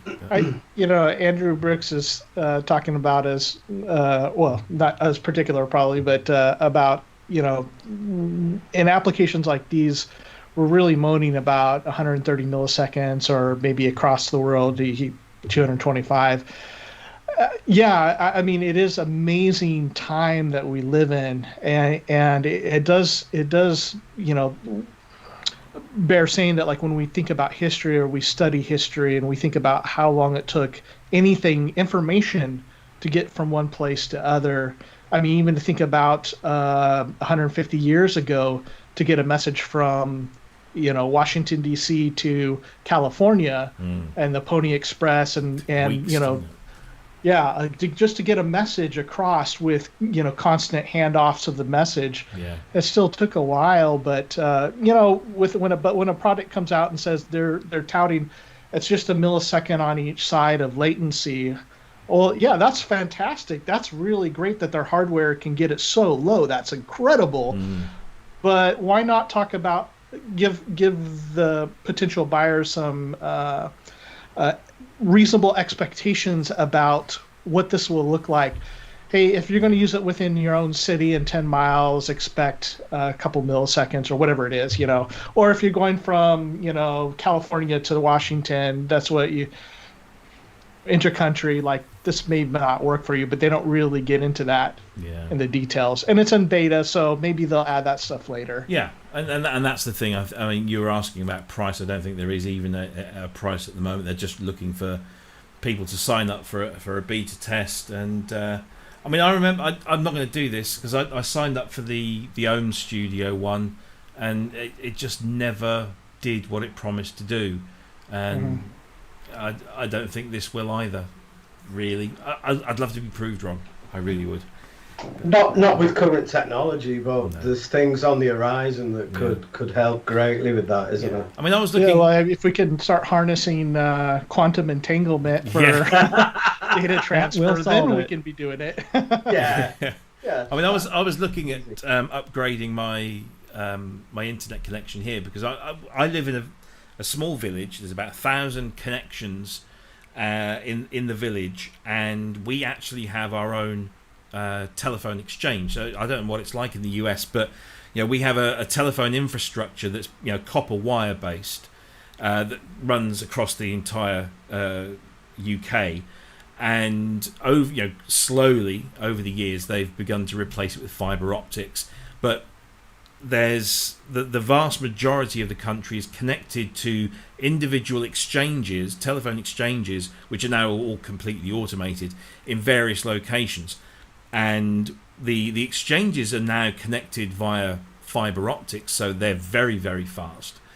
But from the exchange to the property is generally a copper wire, and so that introduces all sorts of latency, depending on how far the copper wire is, or how long that copper wire is from the exchange or the cabinet in the street to your property. So the company that managed the infrastructure here in the UK, and I won't go into the long story about it, but it's what used to be a national, owned by the government company, and then it got sold off. It's private now. So they're now slowly rolling out fibre to the property, and there's a target of like 2025 or something for the entire nation to have access to fibre to the property. So it's literally a fibre optic cable from the exchange to your house. And my mother-in-law, who lives, I don't know, a quarter of a mile, so the other side of the village from me, has got fibre to the property, and the capability of having 910 megabits per second download speed, and something like half of that upload. So it's crazy. Yes, you have to pay extra. It's about £65 a month, for that internet connection, but it's doable. And I was looking to, because I live only 500 yards from the exchange, so I just have a regular fibre to the cabinet. So I'm about 500 yards from that, and I get 60 to 80 down, 15 to 20 up, which is pretty good. But not everyone has that pleasure, especially here in the UK. My mother lives 2 or 3 miles away. She's connected to a different exchange, but she's 4 miles from it, and so she gets 20, maybe if she's lucky, 20 megabit download, which is fine for her. But there's all that variation, and this tool has got to account for all of these, this variation, all of these differences and nuances and unknowns. and I just don't see it happening. I just don't see it working unless you have specific, you have to pay out for specific hardware, specific connections to specific networks that will then guarantee that kind of stuff. I mean, you go to Africa, right, and they don't have cable networks like we have, here in the UK and the US, whether it's copper or fiber optics, because of the geography of the continent. It's impractical. Everyone there uses satellite or 5G. And they're way ahead of us in terms of mobile technologies. They had 4G way before we did because it makes more sense. So you've got an entire continent that's running off of over-the-air connections, not wired connections. And so that introduces all sorts of differences. So, yeah, it's just there's too many variables. I don't think it's going to work. There. So, it's 10:15. I think we should start wrapping things up. Did you want to ask Aaron any more questions while we have him? Ben, yeah, you didn't ask anything, Ben. Come on, pull your finger out, mate. You didn't ask anything either. I was going to ask, were the Imperfekt material that I listened to before was very kind of soundtracky and dreamy. And it reminded me a little bit of the kind of soundtracks to science fiction shows that I've been watching recently, like Tales from the Loop, and there's a German one called Dark, and it's kind of like a eerie, emotive kind of vibe that's going on in there. And is that somewhere where you'd like to go down the soundtrack route, or is that just literally going to keep it for your own releases? And that's just the darkness that comes out of his soul. Yeah, it's really nice though. I feel like I need to put on some skinny jeans and a little fuzzy wristband all of a sudden. Yeah. I'm heavily inspired by sci-fi movies, and I love the idea of making a sci-fi movie soundtrack, especially like sci-fi thrillers, that kind of thing. And it's hard because I could go so many different directions with Imperfekt, but the space music album was dabbling into that, and the follow-up, I want to be even further down that path, to be nice and basically ominous sci-fi music. I love making that. Yeah. And I've got all the tools I need, so I'm going to go to town for the time, for the next year or so. That's the direction. I was definitely in a dark kind of sci-fi time traveling scenario listening to it, and those speech Aliens, samples Event Horizon. Yeah. There's some other ones that I can't think of at the moment. 2001: Space Odyssey would even be on there. Yeah, definitely, it comes across. Yeah. I'm glad you didn't say Blade Runner, because everyone, it would say Blade Runner. So I'm glad that you didn't say that. Not that I've got anything against Blade Runner. What are some of your favorite synthesizers then, or particular pieces of your gear that are favorites? So the Mofo X4 is definitely the favorite synthesizer I've ever had, which it's surprising because it took me about 4 months to warm up to it, because it's not a sweet spot synth by any means, and I think that's why it didn't take off as much. But I really like that one. There's others I like, but so many cycle through. It's hard to say. I mean, I really like the bass station. I wish it had more bass, but for what it does in the package, it's a really good little mono synth as far as the capabilities. The SEO2 is really surprising me. I've been using that for some recent game music work, and I had no idea how capable the SEO2 was until I started diving in. Yeah. Which that's one of the things I was going to mention is the happy accidents. When I demo stuff, like when I say, okay, let's do a filter exploration video, I'll spend maybe 2 or 3 hours consecutively messing with one little filter module, and I'll learn stuff that you could do with it that I would never have learned in 6 months making tracks with it, Because when I make a track, I'm like, okay, here's the sound I hear. How do I do it? And then I'll manipulate the equipment to fit my idea versus just sitting there and moving everything you can move and seeing what happens. So I've enjoyed, that's why I'm still doing these little exploration and demo videos, because I get a lot out of it myself. Yeah. But yeah, I was going to say, generally with synthesizers, I found if it's got a good filter and if it's got good oscillators and a decent amount of modulation, I can use just about anything. I mean, there's so many synthesizers that fit that bill. So it's hard to say favorites. Well, let me ask this, because a lot of your videos are Eurorack modules, filter explorations. The Wasp one was really cool. I like the, I can't remember, was it Elta? Is that the brand? The Polyvox one? Yeah. I can't remember that. You know, there's some like cool places that you go in these videos. When I'm listening to the albums, I'm always wondering, what are you using for the chordal stuff? You know, I know you have a peak, or at least you did, but you're using the what's the Ambica?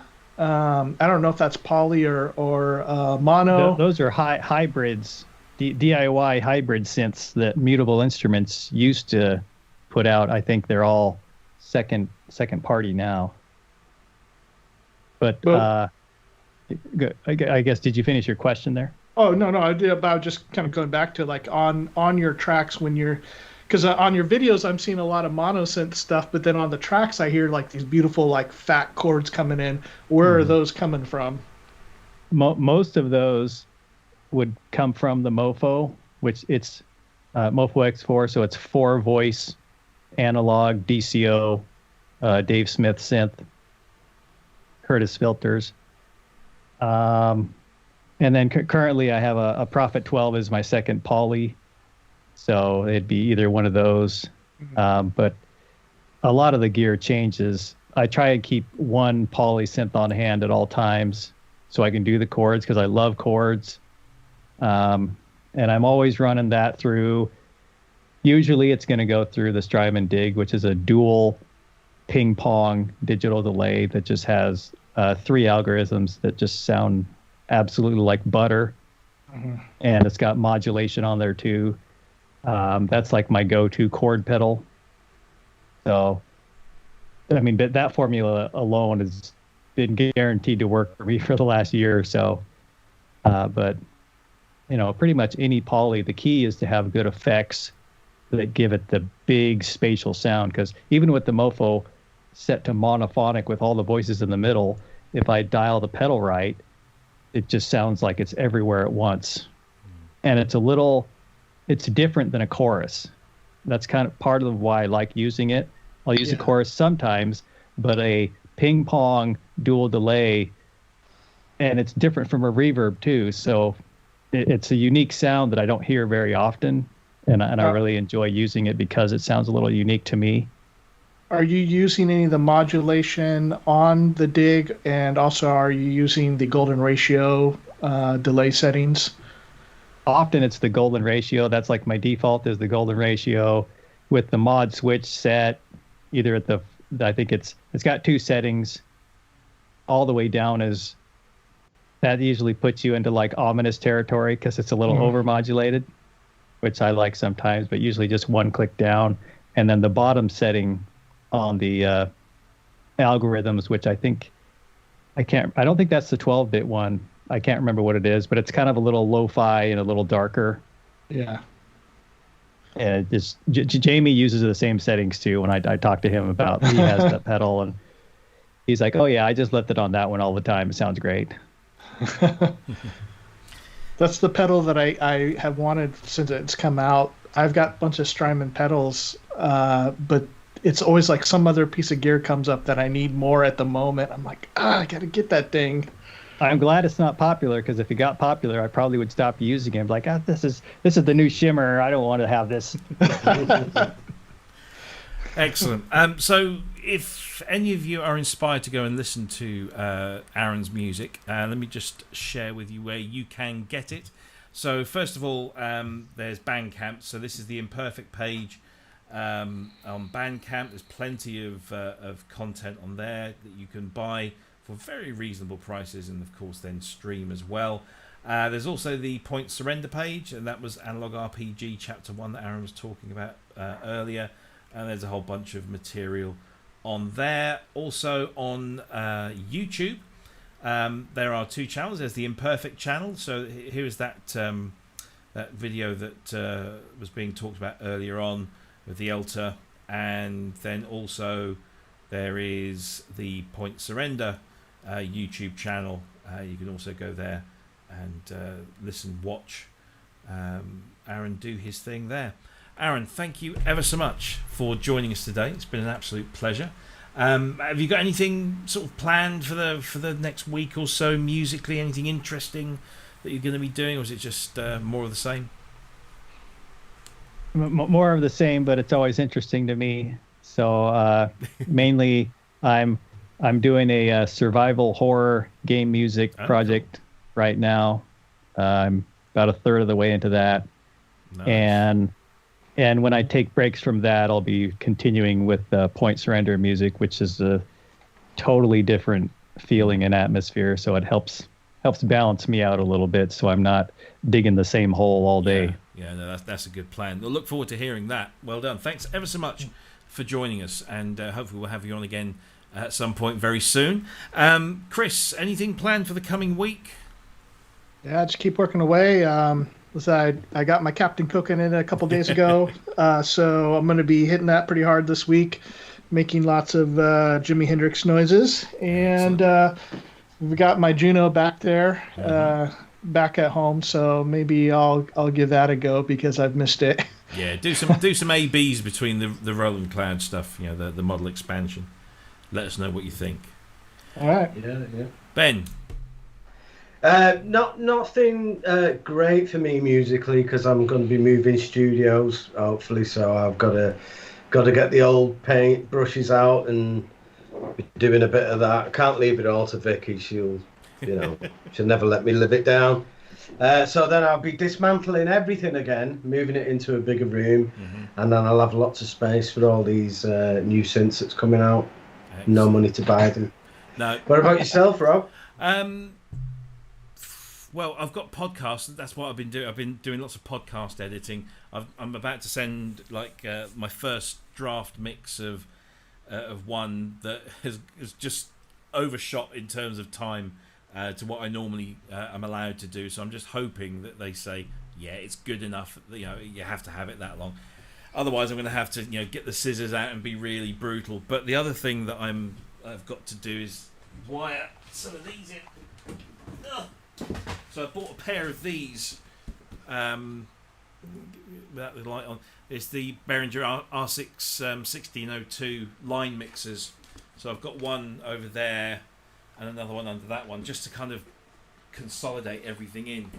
So, and they're delightful. I mean, for £79 each, it's really low noise floor, and it's just just simple. Does exactly what it says on the tin.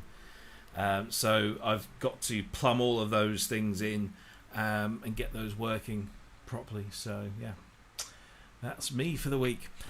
So anyway, thanks ever so much for joining us. Thank you, Aaron, for being our guest. Thanks, Ben and Cryss, for joining us as always. And thank you to everybody that's been watching, everyone that's watching now live, all the chat people there. Thanks ever so much for your input. It has been great. And I have to say, and I'm going to say it now because we're at the end of the show, compared to last week's issues that we had, my stream health readout here from YouTube last week was just healthy poor, healthy poor, healthy poor, healthy poor. It was just terrible. It was all over the place. I have literally got two entries. I've got the no data entry, which is from before we went live, and then I've got the live, and there's nothing else. It's been absolutely perfect. Nice. It's been so. I really don't know, whether it was just a YouTube thing, whether it was a network thing.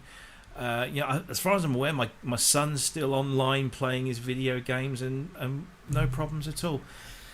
So we got through, and maybe it's Aaron. Maybe it's Aaron's influence. I don't know. Maybe we have to have him on every week now. We've brought balance to the Atlantic Ocean here, and yeah, there we go. There you That's go. And we'll be doing this, having the same kind of balance next week as we have Marshall Arnold on. So be sure to tune into that. Also, before our show next week,